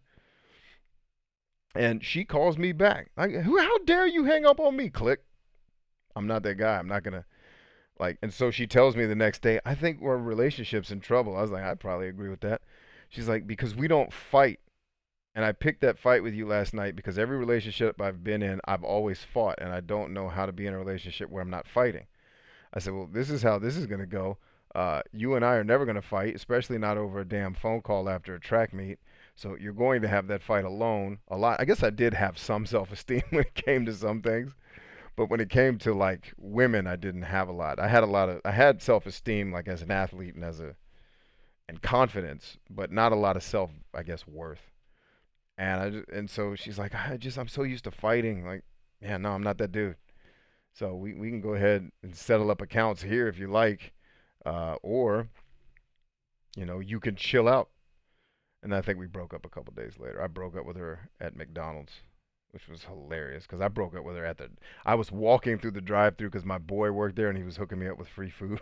And she walked up and was like, "Hey, dude, we're done. Like, thanks for the memories." "No." I was like, "Yeah, come on. Like, you've been trying to fight with me, and it's just like we're not good together. Be cool." And she starts crying. Oh, it's like, dude, come on with the drama. You don't even like me that much. Like I said, I'm not a real nurturing. I'm very affectionate, but I'm not a nurturer of feelings. Mark Jada says, "How did you get so wise?" Well, I appreciate that you think I'm wise. Let's start there. Uh, if you go to the coaching I did on the struggle every warrior has, I explain this in a lot of detail. And that one's free. You don't have to get into my program like I was talking about earlier. It's right here on YouTube. There's three ways to get wisdom, right? There's life experience. That is the best teacher, but it's also it's the best teacher in terms of the value of the education. But the problem with life experience is it's slow, right? It takes a long time unless you have some crazy stuff happen in your life early, like I did, right? You can read books, right? School books. Uh, Decent teacher. A lot of times it's very overdone. Like this book is a great book. I just finished reading this last week as one of my books for that week, but it's 80% stories that you don't need. There's like, hold on, I'll tell you. There is exactly 1, 2, 3, 4, 5, 6, 7, 8, 9, 10, 11, 12. There's 13 pages in this book that really matter. And the book is, I don't know, 200 and some odd pages long. 250, right? A little bit over 250. And there's 13 pages that really matter. So you can read books like I do. You can read. I'm getting up to a book a day thanks to quarantine. Um, I usually read 3 books a week. Which, by the way, thanks to Madeline, I keep forgetting to tell her this when we're on streams together. I am on Goodreads. So if you want to keep up with what I'm reading or what I've already read, download the app Goodreads and just add me. It's just Brian Chambers on there. Add me. Let's hang out. Let's talk about books. I'm actually going to move my 52 book challenge over there too. But anyway, there's books. Books are decent at teaching you knowledge, but they're way too long winded. And again, they're slow. The best way to get wisdom is to get somebody else that has the wisdom already to teach you. Right? I just got off the phone with a dear friend of mine who's talking about flying me, or me flying out to where he does all of his amazing business to just to mentor me for a week, just to walk me through how he invests in companies and stuff, because I don't know how to do a lot of that stuff. I know how to run companies. I know how to build companies and build strategies and systems to make them work, to make them profitable. How to market those companies, right? I know how to sell shit. I don't know how specifically to invest in other companies. That's a skill that I'm learning to develop as I build more knowledge, right? So I'm going to learn that. And in a week, he'll probably teach me easily what would have taken me 20 years to learn by myself, and 30 years of reading books. He'll just teach it to me in a week. And all I got to do is just follow him around and hang out with him. And then I learn how to do it. Ta-da! So there you go. So my point to you is the best way to get wisdom is, if you don't have mentors in your life that are already doing it, hire them. Like I told you guys the opportunity at the beginning of this call. You can join my coaching program, my Netflix of life and business strategy, for $12 a month. If you want to know where it is, the link is in the description of this video, YouTube. You can click on it. For those of you on TikTok, I'll get the link real quick. Stand by. Dun, dun, dun.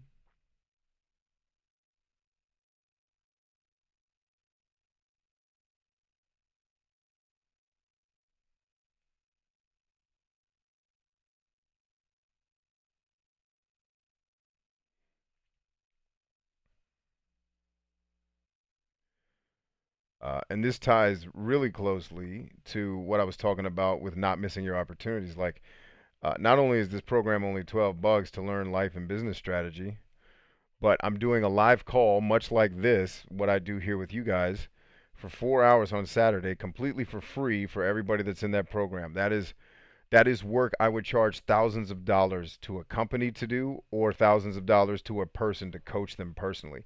And I'm going to be coaching everybody personally for free, just as a, hey, coronavirus is making life hard. Let me make it a little bit easier. So, but the difference between being on TikTok and YouTube is you guys can only listen and then type. Everybody's going to be talking to me on that call, because we're going to do it with Zoom. So everybody's going to be able to zoom in, actually talk to me about the questions that they have, right? So that's what I mean about the opportunities. Don't miss those opportunities when they come up. And Madeline, I just saw, if you're still here, um, 2 things that I keep forgetting to tell you. One, I joined Goodreads, and I sent you a friend's request. 2, if you missed it before you left the last time, I got with Nick and I sent him the stuff to fix your website. It's crazy easy to do, and I'm happy to help you guys do it whenever you have time.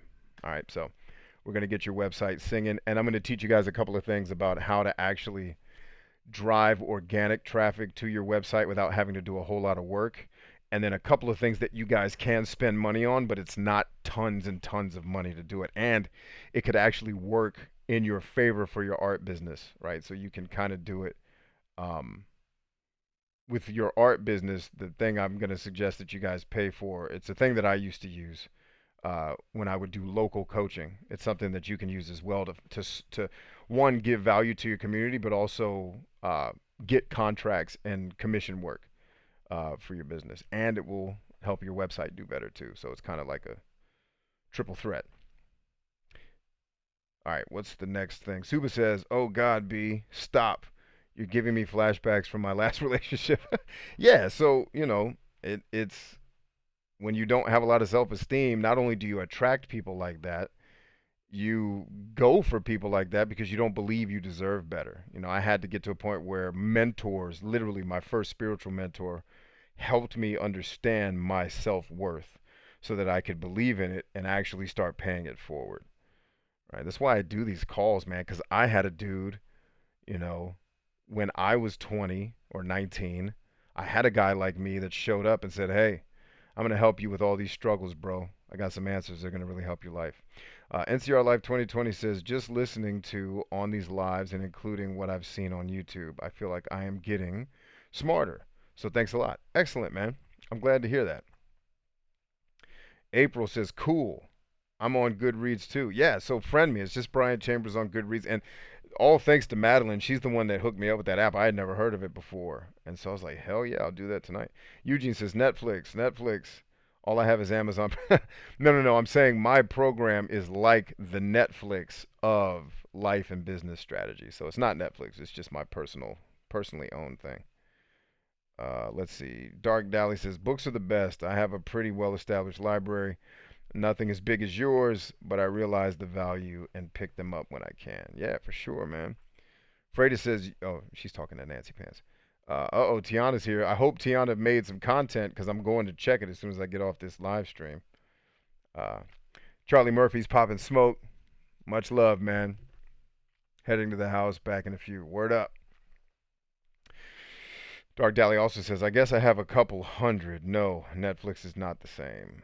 Jack Martin says, then you have a huge advantage. You can look at a company's platform and structure and see, oh, this will work, or oh, this is going to crash because you know what works, so you can just invest in what you know will work. Yeah, for sure. For sure. For sure. Tiana, you got 24 hours to get some content up. I'm trying to tell you. Don't let me get to your channel and ain't no content up in 24 hours. It's going to get real ugly. Uh, there is nothing like the feel of the pages. Yeah, I don't do well with digital books because I hate reading. Let's start with that. I know that sounds crazy for a guy who reads 3 books a week, but I learned how to train my brain to feed me dopamine. Actually, your brain does this naturally. I just had to condition myself to agree with it. Uh, I get a dopamine rush when I feel like I'm learning something that's going to help me accomplish a goal. So I pick books. That's why when you get on my Goodreads, there's not a lot of books that have low ratings because I don't read crappy books. Most of the books I read, I've purchased because I know they're dope. And then there's a couple that are like, yeah, like I have a book that I rated a 2, and it's not that the lady who wrote it isn't awesome. It's just like this didn't need to be a book. Like what I learned from this book, I learned from like 2 pages. This could have just been a blog post, and I didn't need to read a book to get this knowledge. So and anybody that writes books will tell you. It's why my book, for example, is so short. It's because I know that most books are long because people are trying to sell a book when the information that they really need doesn't need to be on 200 pages. They could really get it done in about 5. Dark Dally says, there is nothing like... Okay, I read that one already. Eugene says, LOL, I'm in a rare mood. David Textel says, TikTok and YouTube at the same time. Let's go. Word up. Tiana Sweet says, Brian, I took action. I'm proud of you, Tiana. I love you for that.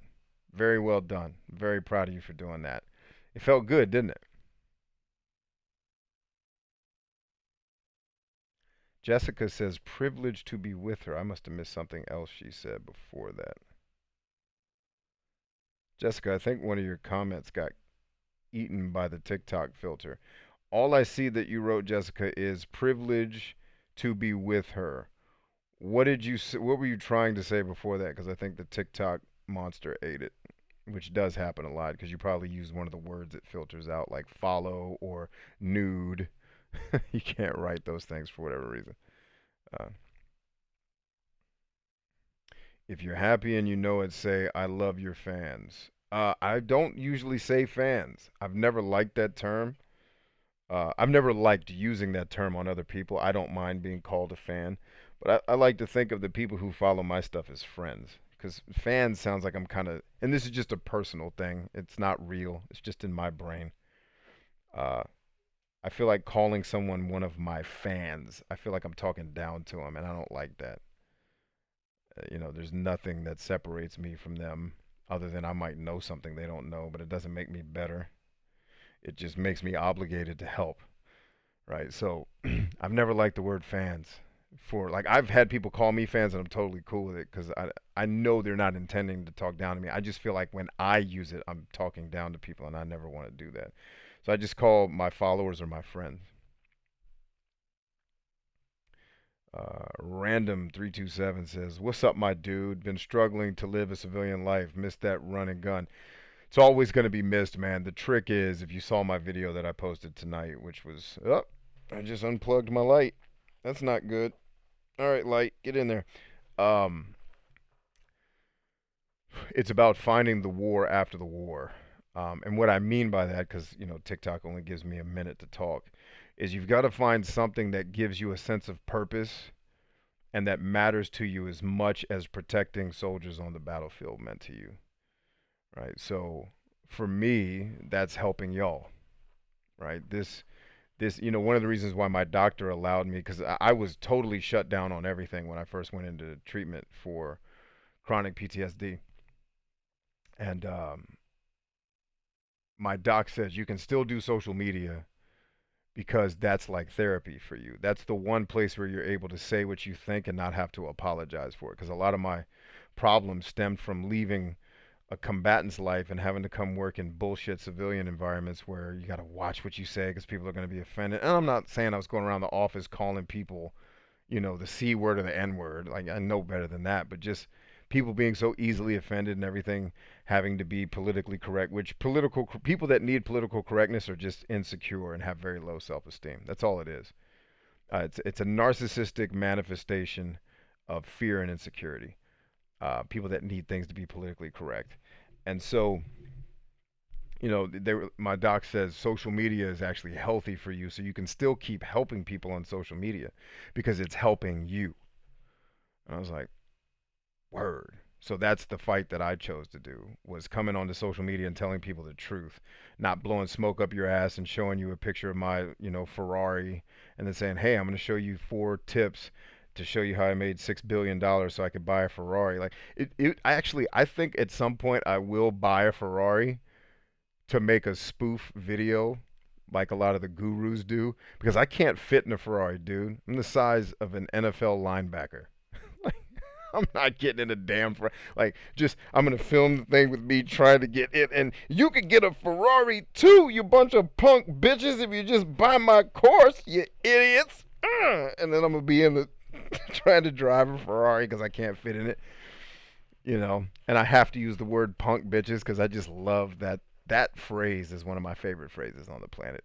Punk bitches, and I saw so much of that going on the internet, and I saw just the rampant, stupid entertainment that people were consuming. And it's like, where are the folks that are actually helping people?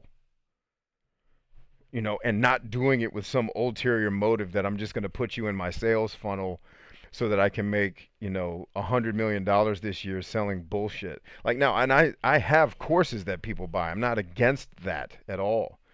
I'm just against using that type of social proof, knowing the power that it has over the minds of especially impressionable young people who don't have a lot of life experience yet, and then getting them to buy into the fact that they're going to live this bullshit bachelor playboy lifestyle that took you 20 years to do. Somehow you're going to show them how to do it in a a $5,000 course that doesn't really teach shit, right? And so and don't get me wrong, some of these courses are dope, okay? Some of these guys that put out courses, the stuff's pretty dope, and some of them have fancy cars. I'm not saying there's anything against that.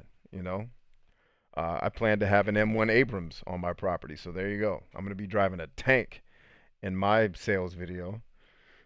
But the point is, that's why I kept doing this, because this was important. It was important enough to me. Like, one of my branding kind of nicknames I used to use when I was doing YouTube more frequently was, I called myself the internet's big brother, where I'm old enough to remember not having the internet.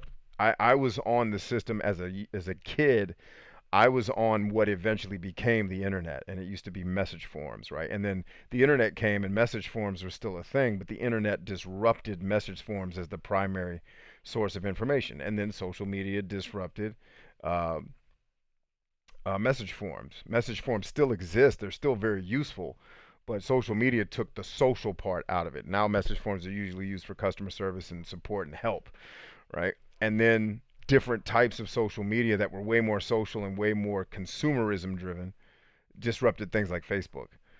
And it's um I wanted to use those platforms to say, listen, I've been here since before all this stuff. Let me share some stuff with you that'll actually help you, and not just random platitudes. Let me get to know you guys. Let me do live streams and ask you questions, so I can learn about you and your personality and your struggle, so I can actually give you, either answers that I know or places where you can go to find the answers that'll really help your specific issue. That's like when people come on the stream, you'll notice when they ask me really generic questions like, hey, can you give any advice to a 23-year-old? No, I can't. Because I don't know anything about you. And the fact that you're 23 tells me exactly nothing except that you may or may not be getting ready to finish college.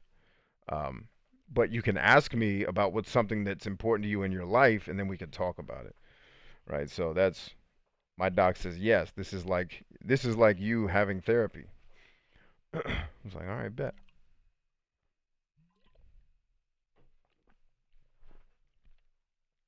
Dark Dally says transitioning from military life to civilian life, it's a thing.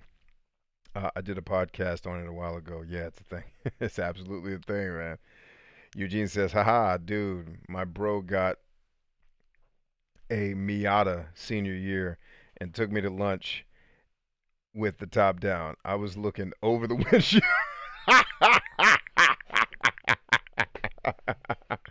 Oh man, that's wonderful. And I am missing like 1,000 comments here, guys. Sorry about that.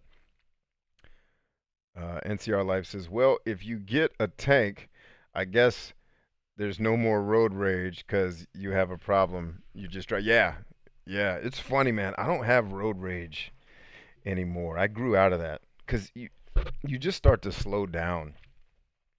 The more like wisdom you get, you learn how to slow down. I call it. A lot of you probably don't care about American football, but when you hear quarterbacks that play in the NFL talk about the game started to finally slow down, it's not the game still fast as hell. It's you are able to see the code in the matrix because you've been doing this long enough to be able to make the adjustments. And yeah, I don't get road rage. I do get angry when people do shit that can risk our lives. But usually I just get out of their way. Like I've pulled over onto the median before just to let some ridiculous asshole who's trying to do 98 miles an hour in a 35 because his life's important. Like, just get out of his way. Clearly, his dick's on fire. I might as well let him get to the hospital and deal with that because that's the only justifiable reason why you're driving the way you're driving is that your penis is literally on fire. You know, which I actually that would be a cool thing to see. Deadpool says, "Good night. If you're on later, I'll be back on." Yeah, I'm getting ready to go to bed too. I got to get up with my kids and do homeschooling tomorrow. Tiana says, "Feels great, Bryant. Have 0 views. That's okay. You'll get more views. They'll come. Well, you're gonna get 1 view here in a minute." And then, oh, guys, we can't let that slide. Everybody on this live stream right now on TikTok, click on Tiana's profile, leave the stream, because you can always come back. Leave the stream. This is what I need. Everybody who's listening to me right now, do this or we can't be friends. Click on Tiana My Sweet's profile. She's like the 5th from the bottom comment right now. Go to her profile. Follow her. Watch the videos she just posted. Like it. Leave a comment that is more than 4 words long. And then come back to the stream. All right? Do that now. Thank you. Nancy Pan says, I've grown out of my road rage. I have too many car accidents for that. Jessica says, I only have road rage with the windows up. Tiana, my sweet, says, oh my God. Telling you, Tiana, you messing with the wrong one. I'm glad you got the content up, though. I'm glad I don't have to pull out my Jerry curl wig.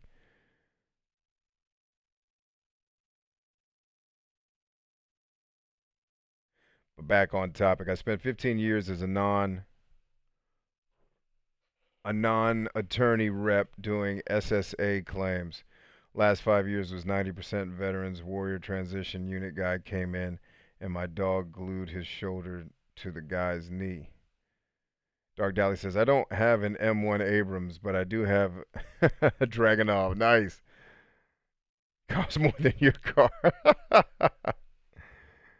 That was the only thing that let us conduct the interview. Wow. Josh says, that reminds me.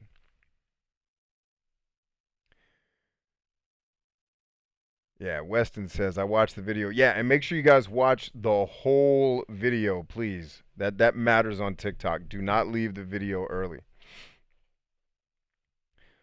Let's see. Uh, Josh says, that reminds me, I discovered a book today titled The Diversity Delusion: How Race and Gender Pandering Corrupt the University and Undermine Our Culture. I need to read that immediately because I think those things are true.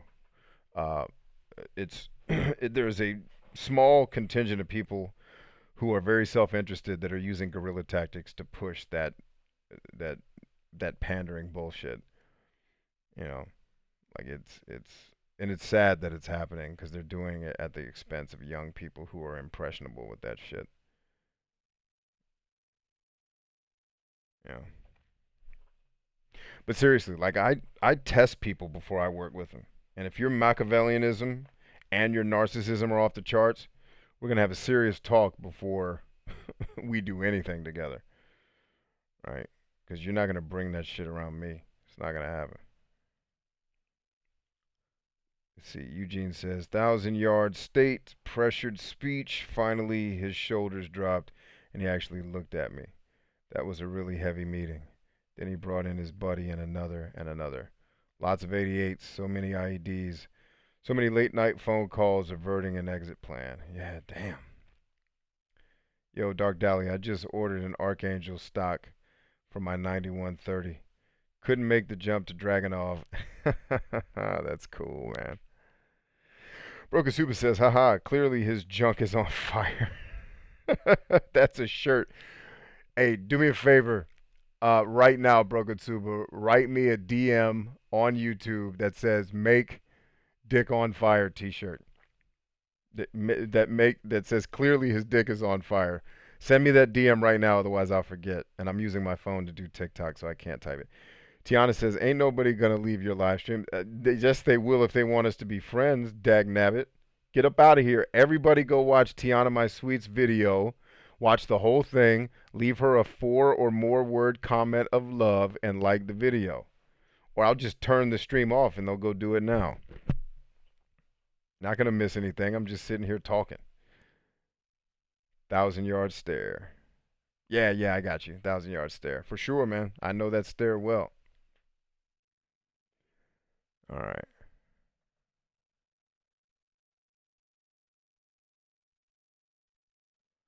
Josh says, indeed, it shows a lack of agape those people have who consider themselves liberal. But I know it's also a similar case with those who consider, yeah, for sure, man. It's just all of the behaviors you see of these very loud vocal minorities on any side of any argument. It is narcissism and fear mixing together, and it's very much we're going to yell at these people because we feel, we irrationally feel like our survival is threatened by letting someone think something different than us.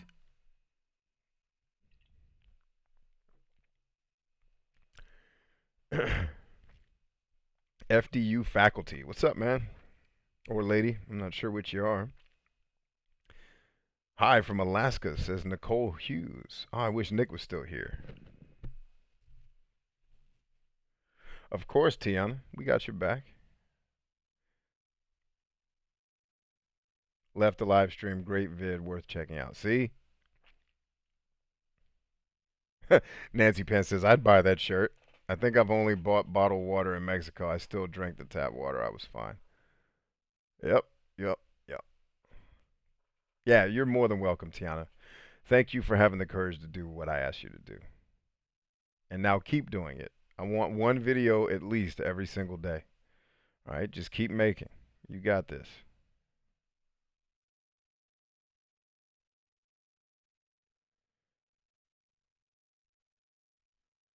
Let's see. All right, last call for question, guys, and I'm going to bed. Don't forget, don't miss your opportunity to join us on the live call on Saturday for the members of my private coaching program called the Good Life Playbook. If you want more information, link in the description on YouTube. I will post the link here on TikTok for you guys so you can go join. It doesn't cost you anything to just sign up. I will send you a personal email once. Basically, what happens is when you go to the website, you read about the program, and then at the bottom, you just submit your email. That immediately is going to have you get an email from me. It's actually from me telling you details about the program, the fact that it's $12 a month. And all you got to do is email me back and say, I'd like to get into the program, at which point I will send you the digital sign up form. Once you do that and pay the $12, you're in. I send you another email with all the access to the private website. Um, and that's that. And so we're doing at no extra cost to the people who are in the program. I'm doing a 4-hour call, not a live stream. It's not going to be on YouTube or TikTok. This is going to be a private call with everybody in that program who wants to be there, right? And so you're going to actually be able to talk to me and not have to do this commenting thing where I read comments. Like, we can actually have a conversation.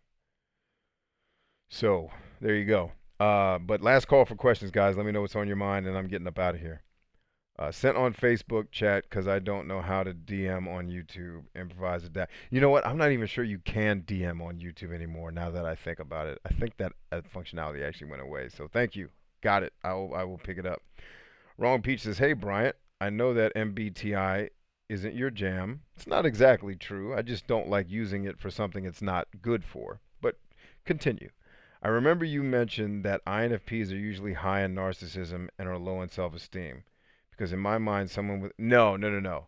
So if something I said came across that way, I either misspoke or you may have understood what I was saying differently than I intended.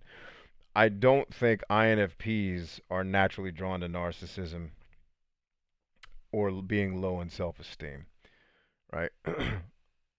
I imagine what I said in whatever video you're talking about is the INFPs who were coming to me asking questions about why they were attracting narcissists. I've said it's usually for two reasons. You either are a narcissist or you have a low self-esteem, and so you're attracting narcissists because you are one, or you have very low self-value, self-worth, self-esteem, and so you're accepting someone that's below what you deserve. So I don't in any way, shape, or form believe that just because you're an INFP, you're wired to be a narcissist. I don't think that's true. Um, and then your question is, because in my mind, someone with high narcissism would have high self-esteem. Not necessarily. That's the funny part, is you can overvalue yourself, but let's put it this way. That's not healthy self-esteem, right? When you value yourself, like if you don't do good things and you're a shitty person and you're highly narcissistic, it just means you value your needs and your desires above everybody else's. That's not really self-esteem. That's just narcissism, right? Someone who has high self-esteem is someone who does esteemable things, right? Someone who's a good person is going to have high self-esteem, right? You're going to esteem yourself much higher if you're a good person.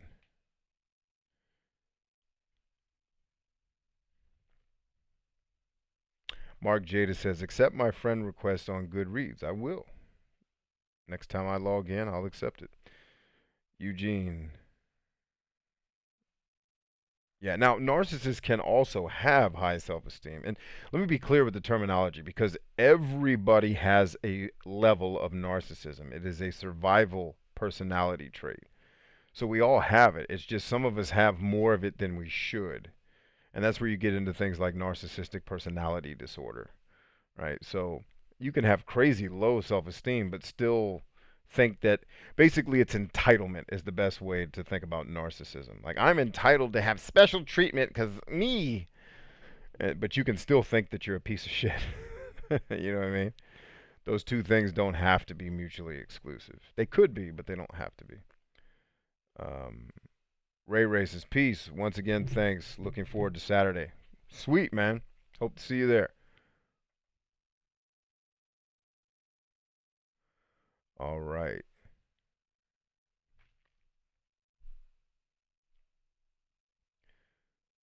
D. Hernandez, Hua, engineer. What's up, engineer? Good to see you, brother.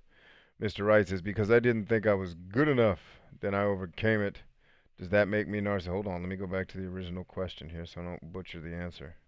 Have you ever watched The Fall Cabal on YouTube? I tried, but then like 13 minutes into the first thing, they started quoting shit that was wrong. That a 14-second Google search is like, come on, guys, you knew when you made this was bullshit. And I turned it off. I was like, this is such a misrepresentation of what is actually going on, and I hate it because I believe that there probably is some meritable information in there, but when your first video is showcasing facts that aren't false, but the way you're presenting them in this fear mongering way, it's like the way you're presenting the fact is horseshit. And I don't want to throw out the whole documentary for, perhaps maybe they meant to say it better than they did. I've certainly been guilty of that. But I just turned it off because it screamed, these are the same people that believe George Bush's, nephew flew the plane into the buildings at 9/11. It's conspiracies. And like I said, I've only watched like the first half of the first video, so I don't know. But the issue I have with a lot of conspiracy theorists is that very few of them dig very deep into things. It's you're buying into a simple answer that's believable instead of looking at how really complicated the answers are. Will Durant in the book The Lessons of History says we spend way too much time caring about what happened in the last 20 years instead of looking at what happened in the last 700, right? And all of these things that happen in our lives are not only cyclical, they are dependent upon things that happen throughout history.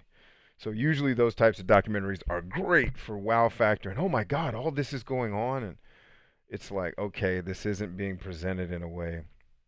And if you want to know what I'm talking, like when they're talking about there's a patent for these different, the CDC owns patents. Yes. Like when the thing happens and they document it, they patent it. But they're presenting it as if, oh, because there's a patent, that means they created it. And that has not been proven.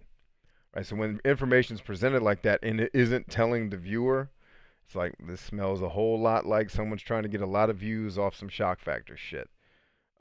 So yeah, I watched the first fit and then I turned it off. It was like, all right, try harder. Eugene says, narcissism. Some of us are just born awesome. That's wonderful. Oh, that's awesome, man. Just subbed, bro. We'll email shortly. Outstanding, Eugene. Glad to hear it.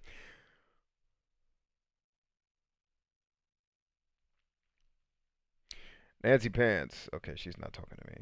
Engineers checked in, but I miss. So, Mr. Wright, you're whatever you're. Okay, because I didn't think I was good enough. I was trying to get to his. So I have a question. Uh, says Mr. Wright. Mr. Wright had a question. I'm trying to get to Mr. Wright's question. He says, so I have a question. I saw that comment. And then he said, because I didn't think I was good. Okay, so Mr. Wright, whatever comment you wrote before because I didn't think I was good enough got killed. And usually that's because you use the word follow or nude or like a word that so this platform would filter out, so it didn't let it post. So please try again so I can get your whole message so I can answer your question.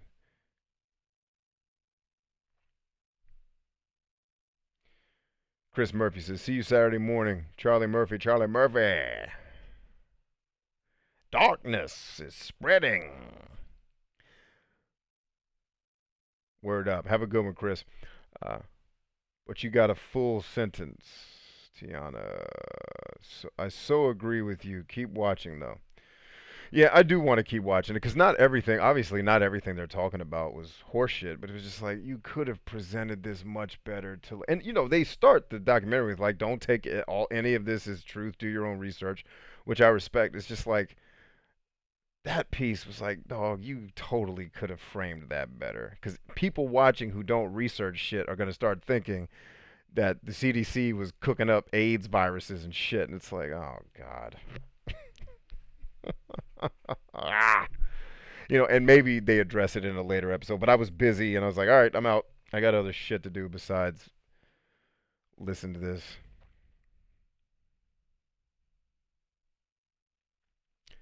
Lucky Gate Key says, I felt the same way when I watched it. There's probably a little truth in there. Yeah, here's what needs to happen because the shit's too long. Like, give me like I hate because they have to make it entertaining to get people to watch it. I'm the opposite. Just tell me the shit you want me to know and let me go do my research. Like, are you not surprised? No, I'm not surprised. I've done crazy shit in my life. Tell me the eight points and then I'll decide whether or not I want to watch the context. So what somebody needs to do is make an 8-minute video that summarizes everything and says, here's what you need to know, here's why it's important, and let's keep it moving. Like I'm not gonna watch, 8 1-hour episodes or however long that shit is. I got life to live and people to help. And it's probably all conspiracy theories I've heard before. And like I said, an 8-second Google search, you can debunk half of that shit. And it's just like,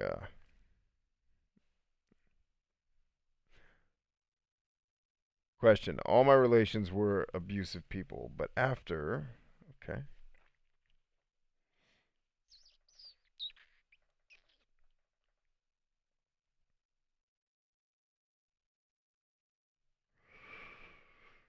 But after we separated, they are great people now. Okay, that's cool. All right, last call, guys. I'm getting up out of here. If you got a last minute question, get it in. TikTok is limiting. Came here to ask you if you will please put yourself on a schedule. I will eventually. Right now, it's kind of up in the air because I'm trying to get used to a new schedule with my family. Right. So, but I will eventually have a schedule for the live streams.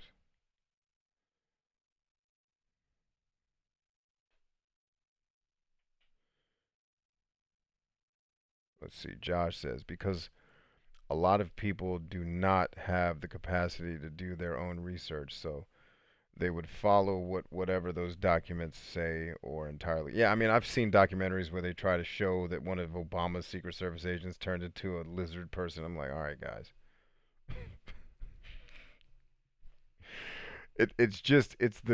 It's a perfect representation of the narcissism of human beings just in general. How we just think we're so important in the grand scheme of this infinite universe. It's like, guys, the aliens don't give a shit about us.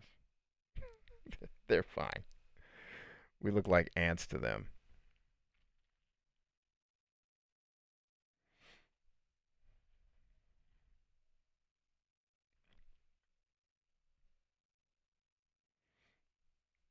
Guffelin says, does that mean it's me? Not necessarily. It's probably some combination of both of you.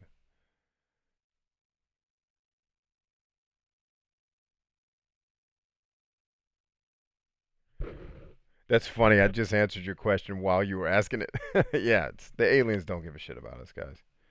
Because if they know about us, they're like, look at these idiots. They're still blowing each other up. Watch, watch. He's about to set off something. Ah! Like, they don't even know how to do time travel. They're idiots.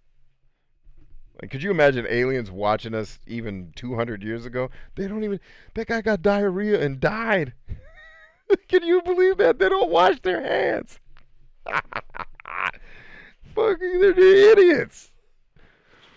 Yeah, aliens don't give a shit about us. Aliens give a shit about us as much as we care about ants. They're not here disguising themselves as humans to be our overlords. What are they overlording? Porn and Netflix? Like, they don't give a shit about us. It's crazy, man. Let's see. Mark Jada says, how did you train your brain to produce dopamine when you do things that you don't like to do? That's a great question. You focus on the result that you focus on the reward that you want. So, for example, uh, I got to the point in my bodybuilding life where I would work to the point of exhaustion, and some of those workouts I would actually get to the point of vomiting. But then a month later, I'd see serious gains. Like I don't have the smallest arms in the world, right? So when I would see those gains, I began to associate that almost vomiting with getting bigger, stronger arms. And so instead of focusing on, oh, this sucks, this hurts, this sucks, this hurts, it's fuck yeah, this hurts. My arms are getting bigger. I'm going to be more sexy. My wife's going to want to touch me. Right? That's how. You have to associate it with the reward, not the pain. Right? That's all. It's just a shift. It's just a slight shift. This is shit everyone should have been taught in fourth grade, but you know, we have to learn who the state bird is. Like I'm just gonna make my son write Big Bird on his test. Just write Big Bird, see what they say. But Dad, I'll get an F. Yeah, it doesn't matter. Nobody cares in real life. Uh, NCR life. Yeah, I'm getting ready to roll too. I'm getting ready to go to bed because I got to get up at the crack of dawn to teach these kids a bunch of lessons their teachers sent over. Which my kids' teachers are freaking awesome, man. I got a lot. I mean that. I got a lot of love for the teachers that work in my kids' school system. Tiana says, "Yay, thank you so much. You really helped me. I will always share your stuff, and I'll always be grateful for the positive impact you've had on me. Thank you. I'm excited for more." Yep, it's not over yet. Tiana, it's my honor to serve you. Absolutely. It's my pleasure to help. Just keep being awesome. I know you have the potential. Just keep pushing. Satisfying ASMR says, "Did I miss anything?" You missed everything. You missed me talking about why Irish women and old ladies are attracted to me. Why my wife looks like she's 23 and I don't, even though she's older than me, believe it or not. You missed it all, man. Tiana Sweet says maybe God is an alien. Well, I mean, by the definition of what an alien is, God would be an alien. So would angels. So if you believe in the Bible, you believe in angels. So there you go. Myth debunked. Aliens are real. Let's get it. Uh, Ant enthusiast triggered. So you're the one, like, on the alien planet, you're the one guy saying, "No, guys, listen, really, these humans are fascinating." They're not. They're not fascinating. They they still shit into pots, right? Diarrhea killed them 200 years ago because they didn't know how to wash their hands. Like, they're idiots. Like, why do we care? And you're the guy, "No, they're fascinating." They dropped nuclear bombs on each other, guys. Do you understand? They knew the effects that was going to have on the earth and they didn't give a shit. Like, they're retards. Leave them alone. Stop looking at the humans. That's you with ants. Like, the ants are fascinating. Watch, they can build houses. Like, nobody cares. We're not that important. Uh, the government is here to help. Kevin Smith says, "Why do we as people feel inclined to represent things with animals?" That's an interesting question. I have put some thought on in the past. I think we anthropomorphize things that are hard to watch humans do, right? Also, animals are easier to draw. So there's that. In animation, it's easier to draw a Thundercat than it is to draw a person. But I think, like, especially with kids shows, they represent things with animals because the kids, it's something new and different, so it's releasing dopamine in the brain of the kids. Uh-oh. My man's here. I missed him. He says, "NCR Life. Thanks, B. Peace, LT." Oops. Thanks, B. LT out. Peace. Good to see you, brother. Did I miss something else he said? Heck, nabbit. Okay, no. We're good. I didn't miss it. Good to see you, LT. Tiana My Sweet says, "I don't, quote unquote, believe in the Bible." That's fine. I wasn't talking about you specifically.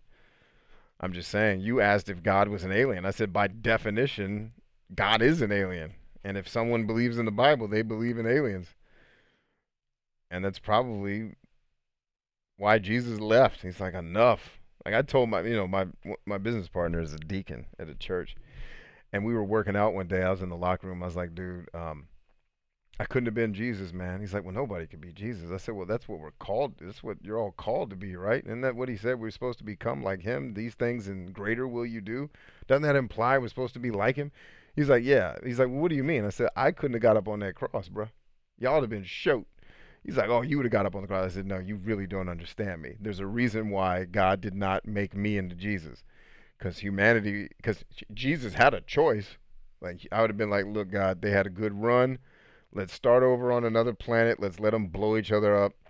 We tried. This is the best we could do, and they're dropping nukes on each other. So rock on, Jesus. Like, and God would have been like, all right, come on home. Like, thank you. I'm not getting up on no cross for these clowns. Sorry about that. Like, I'll teach a class or help somebody get over a heartbreak, but I ain't hopping my ass up on no cross, bro. I'm just not there yet. I'm not at that level. Uh, let's see. Dun, dun.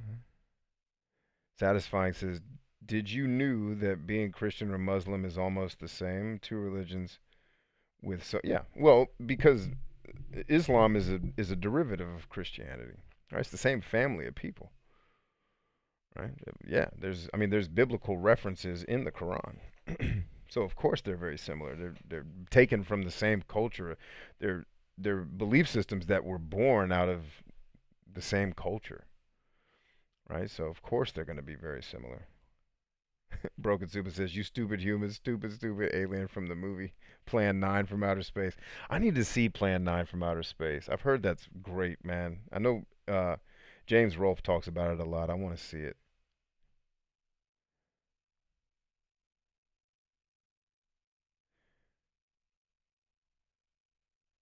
Let's see. Can I slim my 15-inch guns down? They have sensitivity issues with them. People ask if I'm a bodybuilder. I'm not sure how to take it. Nance is hilarious, man. Oh man, that reminds me. I should check out that new. There's a new Thundercats cartoon. I never saw the original one. I was so into Transformers, I didn't care about Thundercats. Although I've been told that I missed out royally. Wow, you just used anthropomorphized in a sentence. See, even I can't spell it. Oh, speaking of Dark Dally, homeboy, I started watching some of your gaming videos, dog. I was watching your review on Ghost Recon Breakpoint. I didn't finish it because I had to go do something else, man. But nice work. I subscribed too, or at least I think I did. I can't believe I wasn't already subscribed. But I like what you're doing, man. You built yourself a nice little channel there. It's good to go. Let's see. Eugene says, "Ooh, half Jewish kid backs away from that comment slowly." Yeah, well, Jewish. They're all family. It's Isaac and Ishmael, baby. Kevin Smith says, "I wonder if the aliens grab popcorn and watch us in war." No, that's the thing. Like, I think literally, if there, or actually is probably the right word, if there are aliens that have developed the technology to get to where we are in the universe, they saw us and they're just not interested because we would be like ants to them. And yes, there's 14 scientists on Earth that give a shit about ants, but the rest of you just go on about your business. When you see one, you just hope you don't get bit by it. I truly think that if there is something out there that has the technology to get to us, they saw us like these idiots. Like, and they probably don't even think we're idiots. We're like ants. We're like a ridiculous animal to them. That's just like, all right, maybe one day they'll get there in another billion years. Let's go on back to. I want to play No Man's Sky, and I never bought it because all the reviews came in and said it was terrible. But I wanted to buy it so that I could name every planet that I find Whoopi Goldberg. It'd be like Whoopi Goldberg Alpha, Whoopi Goldberg Beta, Whoopi Goldberg 2. And so it's like, if there's aliens from the planet Whoopi Goldberg, it's fine. It's like, come on, let's go on back to Whoopi Goldberg Centauri. The humans need another billion years in the oven before they're going to have half a brain. Dark Dally says, "I appreciate it, man. It's all because of you. It ain't all because of me, man. You did that work. That's you. I might have showed you some things, but you're the one putting in the work." April says, "Wow, you're the human Panthro, and you've never seen." Oh, yeah. Now I need to watch it. I'm Panthro? Why does it sound like his name is named after panties, though? Panthro. It sounds weirdly erotic. Uh, we're all Zoroastrians. Word. I don't know that word. I'll take your word for it, though. I am familiar with one entomologist who cares about ants. There you go. So there's 13 other people who care, and that's great. Just like there's probably 13 aliens on the planet Whoopi Goldberg Centauri. They're like, we know we need to help these humans. We can show them so much.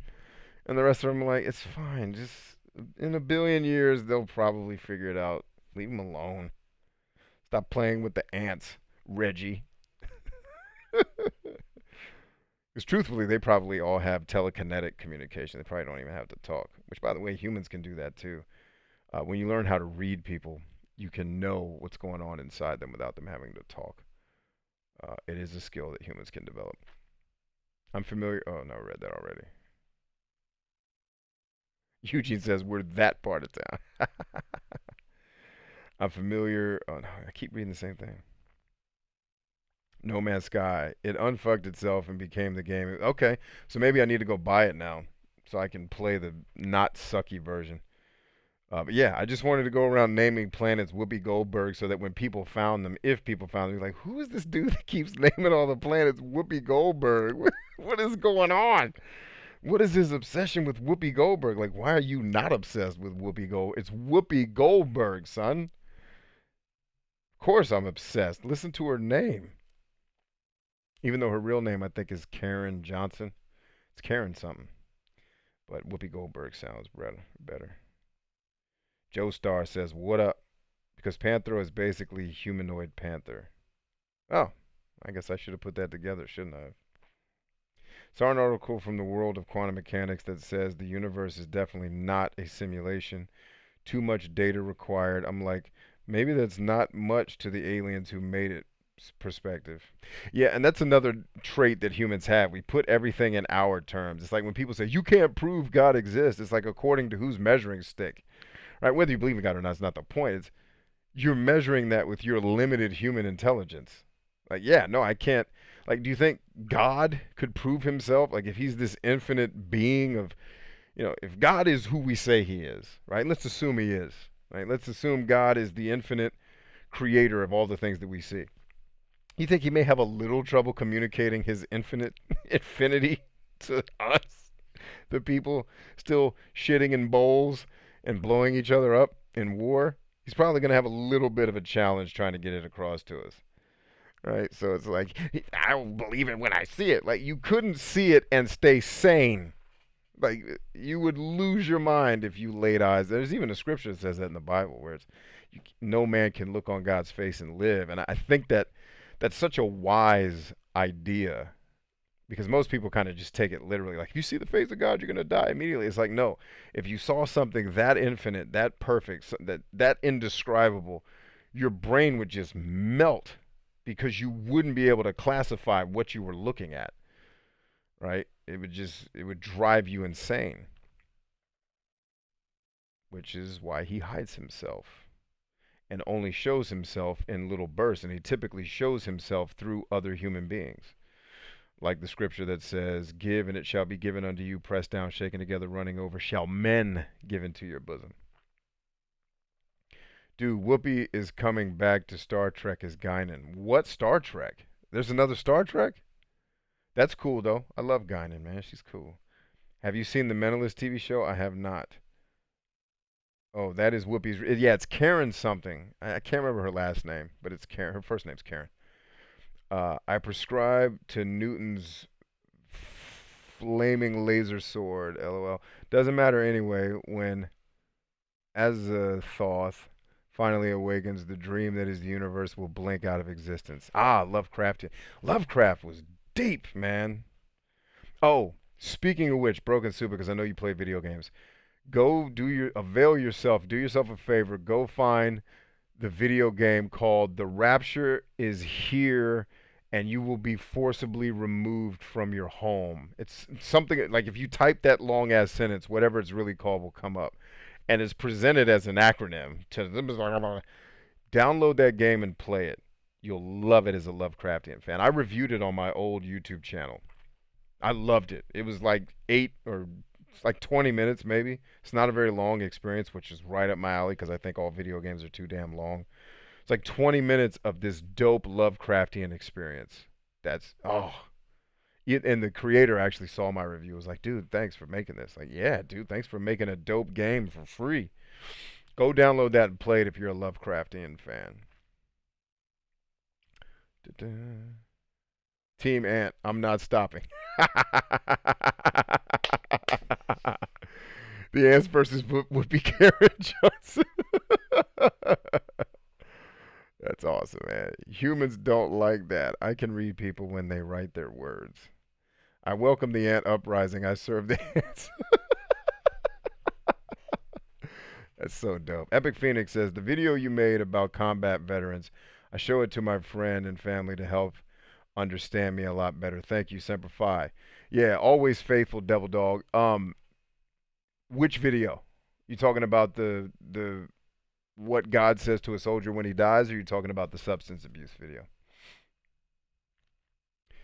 Zodiac Wu Tang says, "Come to Iraq." I've already been there, and I didn't leave anything there, so maybe one day, maybe I'll come back and visit and say what's up to y'all. Plot twist: the aliens are the ants. Now that would be dope. That sounds like a movie somebody should make. That's such a dope line. Whether you like it or not, I was meant to find you and help pull me out of the dark, and I'm grateful. Why would I not like that? Munoz says, "Hey, your topics are really interesting. Keep spreading information." I will. I read Lovecraft. I read Lovecraft was a racist. He probably was. Everybody was racist before 1960. Yeah, it's just part of life. You're supposed to be racist before it was not legal to be racist anymore.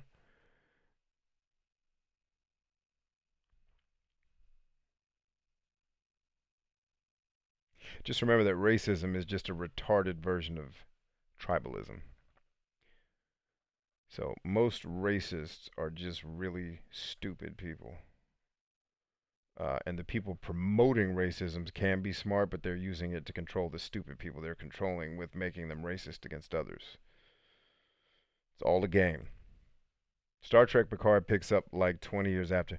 I do want to see Picard, but I don't want to own another stupid app to watch it. Can I just pay them to put it on Netflix? I'll pay you the $20 or whatever. Just leave me alone. I don't watch television, so I don't want to have the CBS app. It makes me upset because I would like to watch Picard, but I'm not buying the CBS. And if they F it up like that Star Trek, the new Star Trek, what is it, Discovery or whatever it is, that show was not Star Trek. I don't know why it bore Star Trek's name. I got like 5 episodes in, was like, yeah, I think I'm done. I don't need any of this in my life. I don't care if Rainn Wilson is in it. Thus spoke Zarathustra. Yeah, I actually have read Thus Spoke Zarathustra in a bookstore. I didn't buy it, but I did read through it. I do want to own a copy of it, though. I think games need to be graded on replayability, not length. I think games need to just be graded on, was this an awesome experience? Whether I can replay it or not, or whether it's 900 hours long, did I have an amazing time for the last? Because my main complaint when I used to review video games was really simple. Every video game made after 1995 is longer than it is fun. All of them. Except for now, there's some exceptions to the rule because there's been this renaissance of, fast, fun type games. Not everything's trying to tell you some epic tale that's not really all that interesting. Like basically my commentary on video games is that Hideo Kojima both made video games amazing pieces of art and he ruined video games. He did both. He's amazing, he's brilliant, and I hate him, right? Because he made something that everybody loved, even though it was a mediocre game at best. It was such a great cinematic experience where you cared about what was happening that all the other designers that can't write like him started trying to emulate him. So you get all these games that are trying to be these epic stories, and the writing's terrible. Or at the very least, it's just not interesting. It's just replaying tropes that have existed throughout time and not making them interesting like Hideo Kojima's interesting take on the lunacy of conspiracy theories, even though the game deals with conspiracy theories, is genius, man. That's like some Martin Scorsese type ish. But he's the only person that can make a game that sucks that I still want to play because the story's so interesting. But then everyone else that couldn't make games that great decided they're going to make long ass adventures too, and the stories aren't good. So all these games, when the 3D era came in, just destroyed video. They destroyed playing. Now I'm watching, and it just sucks because almost every video game I've played in the last since 1995 has been longer than it is fun, including Final Fantasy 3 or 6 or whatever it's called. Even though I think that was made in 1992, I don't think I beat it until 1996. But yeah, I hate that about modern. I just want to play a game. I don't need your ham-fisted dumbass story to like if you tell a great story, cool. Like there is The Last of Us, crappy game but really cool story. There's the Metal Gear Solid series, crappy games with crappy controls but good stories, right? Metal Gear Solid 5 sucked all around, but that's, Kojima was fighting with Konami and all that stuff. That game was destined to be clunky and weird. But, it's not everybody can write like Kojima, so don't. Just make a game that's fun to play. So I don't even need it to be. I will pay $60 for 4 hours of amazingness, and love and savor every minute of it. Put it back on the shelf, and go to bed. If I'm gonna play a game, if I'm gonna spend time on a game, that's why none of my consoles are hooked up because I'm tired. I'm about to hook up my Sega Genesis and just play NHL '96, call it a night. Um, yeah, that's why I got out of the video game reviewing business. I was like, this. First of all, this is no country for old men. Nobody gives a shit what a guy who's been playing video games since the 80s has to say about games between the 80s through the 90s. If you're not playing the hotness or you're not making short comedy films and using video games as a backdrop, aka the angry video game nerd, the things I'm interested in talking about, especially because my opinions are so wildly different from most of the people who make up the community. It's like I saw the writing on the wall pretty quickly when I started reviewing games that it's not going to work. Um, Nobody's really benefiting from what I'm trying to do because they're just not interested in that. Um, so yeah, that's my take. Like, if they're replayable, all the better. But even if they're not, just give me an amazing experience. If you want your game to be 70 hours, do that. But I want to be having fun for 70 hours, not listening to horrible cutscene chit chat. So I don't know. Eugene says Zork. Wow, that takes it back. There's a rusty brass lantern here. Touch. Pick up rusty brass lantern. God, I remember that game. I see that NES on your desk. But yeah, that's it. I mean, I've been setting up like I'm just gonna go back to playing all the old shit I loved when I was a kid and give up on these epic adventures. Like I don't need an epic adventure. I've lived epic adventures. I'm just playing a game because I want to kill some dragons and go to bed. Why does this have to be so complicated? It's a movie, Hitchhiker's Guide to the Galaxy. The Overlords are the mice. Yep, I remember that movie. It's been a long time since I watched it. And yeah, Lovecraft was racist, but to be fair, it was fear-based. The dude wrote horror stories about an AC because, oh my God, technology, man, was never meant to be whole. Eugene says Halo 1 through 3 was an awesome story. I wouldn't know because I wasn't really paying attention to the story. And I've never played Halo 1. I only played 2, 3. Uh, I didn't like 3 that much. 2 was okay. 4 was a travesty. Dark Dally says, I disagree. I've spent over 3 years making content on Ghost Recon Wildlands. We make our own fun in that game. Okay, so there can certainly be exceptions to the rule. I love Ghost Recon Wildlands. I still revere it. I never got to review it because I had stopped doing reviews by that time. It is hands down the best shooter I've ever played, and I 100% agree with you. It's one of the best games I've played in 20 years. But a Ghost Recon Wildlands comes around how often? Once, because then they effed it up with Breakpoint. Like, how do you take something that's a well-oiled machine that's amazing and make it not as good? Like, the camera's too far zoomed in. You took away squad tactics. All those things worked great. Why? You know what I mean? Like, I 100% agree with you. And I'm not saying every game. Obviously, Axiom Verge is right now in the debate for does that become. I'm not sorry, not Axiom Verge. Um, Nier Automata is in my debate system for becoming my number one favorite game of all time.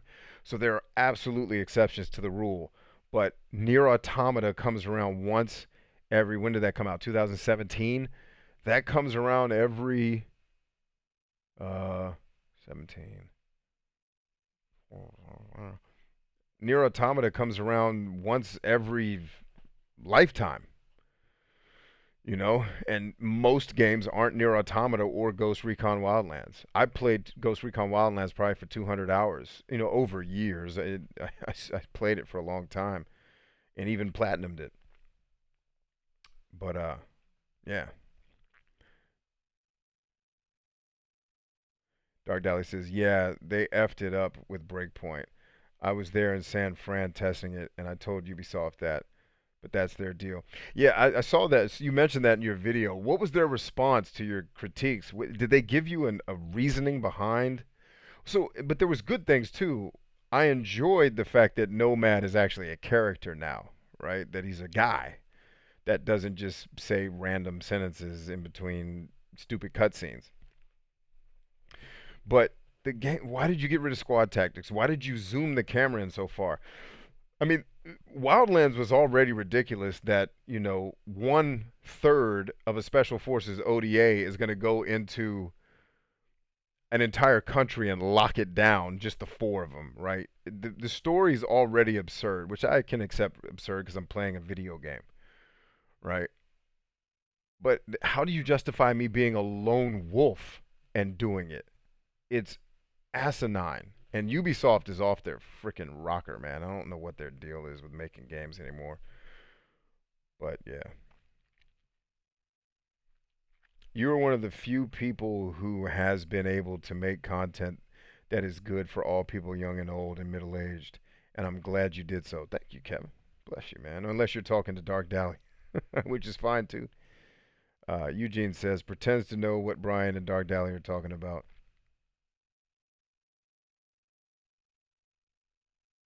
Bookmarks, bookmarks some Ghost Recon videos. Yeah, it's a tactical shooter slash kind of role playing game. Jack Ryan did it in Venezuela, right? It's hilarious. I mean, even the movies are crazy when they show like special forces teams doing stuff like it's just the three guys. Like, hell no. There's a whole usually army unit providing Overwatch for those guys. Uh, he's only reading YouTube stuff now. I might pop over. Yeah, sorry guys. I'm not trying to neglect you. I just got into a nothing beats TNG. I agree with that. Wesley Patrick says, from one vet to another, God bless you, brother. Bless you too, man. I'd send you a gift if I had more than 0 coins. That's okay. When you get some coins, send it to someone else. Show them some love. Guffylin says, where are you from in the States, B? Virginia. Munoz says, what do you got on the Bible and the events going on right now? Are these things going to happen? So if you're talking about the book of Revelation, and oh, this looks like the end times. My response to that is always, well, Paul thought it was the end times too. So and there's been plenty of people in entertainment and like Christian entertainment and stuff who've said, here are the 19 things that have to happen in order for this to go down. Um, and then like Jesus comes back based on one interpretation of Revelation, based upon like the temple has to be rebuilt and all these things, and that's cool. I mean that's kind of like fun, mystery solvers type stuff. But I look at it more from a rhetorical standpoint. If Paul was warning us about the second coming of Christ back when he was still alive, so if he was fired up about it, and we've been fired up about it like I couldn't imagine a world where, and I didn't live back then, so I don't know. Maybe I could ask my mom, because she would have been a kid. My grandmother would have been a child, but um, during World War II, I have to imagine everybody thought Hitler was the Antichrist, right? Because for a minute there, he was about to win that war, right? So there's always something that happens every generation that makes kind of the Christian students jump out and say, "Hey, this is it. Jesus is on his way back." And they were saying that when I was in ministry, you know, God knows how many years ago. And I'm like, that's cool. If it is the end times and Jesus is coming to snatch us up out of here, bet. Take us to one of them alien planets. Show us some cool stuff, right? I just tend not to focus on that or worry about it. Because if we've interpreted that scripture correctly and that's what's going to happen, it's going to happen. But me sitting here being worried about it, or oh my God, the outbreak, and it's like, yeah, everybody calm down. All of these things have happened before. Stay cool. Let's see. Dark Dally says they're trying to fix it, but they should have just made it. Well, yeah, off the bat. But so as far as you know, are they going to add squad tactics to that? Because that's the only reason I haven't bought it. I was like, I'm not buying this until they do whatever they got to do to put squad tactics back in. I'm not playing online with all my friends who don't want to play Ghost Recon. And I enjoyed it better playing it offline anyway. Like even playing with my friends, we had a good time, but it was more fun doing missions on my own because I could do them the way I wanted to. Let's see. Eugene says 757. Word up. I went to college down there, man. Tidewater. What's happening? Dark Dally says, I'm 40 years old. By now, I've survived at least 5 or so apocalypses. The end of the world shit just keeps keeps going every few years. Right. That's kind of the way I look at it, man. It's, it's whatever. I don't sweat it. I just keep trying to help people while I'm here. And if Jesus wants to come and get me and put me on the magic school bus, then so be it. Although I wonder if I'd be on the short magic school bus. Uh, he's only reading YouTube stuff. My favorite Sega game was Sonic. Yeah, my favorite Sega game was called Musha. I love spaceship shooters and beat 'em ups, and Musha is easily the best shooter I've ever played. Yeah, I do think they will add that in. I just don't know when. Okay. So yeah, whenever they add squad tactics, I'll go back to because I did like some of the things they added to the game that could make you more tactical in the way you approach things. I did enjoy it. And the fact that there's like these super soldiers that are very hard to kill, but if you're smart about the way you fight them, you could kill them. Especially using, at playing as a scout or a sniper. It was great. So the game, I definitely want to play the game. I just don't want to play it an incomplete version of the game. All right, guys, I'm getting up out of here, man. It's 1 o'clock in the morning. I got to be up at the crack of dawn to get these kids to school. So y'all stay strong. Keep showing love to one another. Thank you so much, TikTok. Don't forget YouTube. If you want to join me for the 9 a.m. to 1 p.m. call on live call. It's not a live stream. It's not going to be public. It's just for the people in my private coaching program. It's free to them because they're already in the program. But if you want to join the program so you can join me on Saturday for an actual talk, not just leaving comments, you can actually talk to me right here in my earbuds, my eardrums. All you got to do is go to that link, fill out the form, and then I'll walk you. The process will walk you through the rest of how to join the program. If you're curious about the money, it's $12 a month. Ain't nothing to it. We keep it cheap so that as many people can get through as can get through.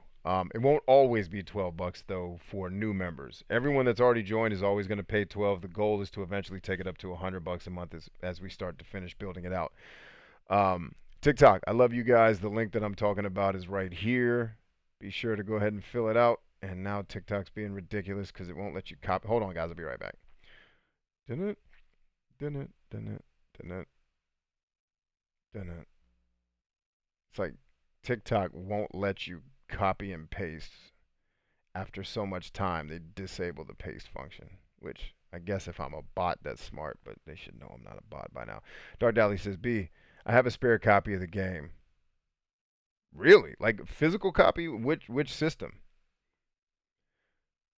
Because I've been eyeing the Steelbook, man, at GameStop. I'm a collector, so I've been trying to get the Steelbook, but they're still charging like $100 for it. It's like I'm not paying $100 for that shit. That's not gonna happen. I just paid like $18 for the Steelbook for Assassin's Creed Odyssey, and it still sells for like 75 in some places. I appreciate that though, Dark Dally. We can talk about the exchange down the road, man. But listen, I love you guys. As always, stay strong. I'm going to see you guys. Will I be back tomorrow? Is Wednesday. Oh, my podcast. Forgot to tell y'all. Tomorrow afternoon, 2 p.m. Eastern Standard Time, I will be shooting my podcast with the one and only Madtown Warrior here on TikTok, man. Awesome, awesome dude who has an awesome story and is going to help everybody understand the power of using fitness to promote mental, not just physical, but mental health. And using, like, when you see how this guy coaches people, it's freaking fantastic. I can't wait to have him on the show. We're going to have a great time and change some lives. Um, okay, they gave you a bunch and have one left. Sweet. If you got a PlayStation 4 copy, we'll talk about it, man. Either way, y'all stay strong. Remember that we are stronger than I, and I'll see you tomorrow if you can be here. Peace.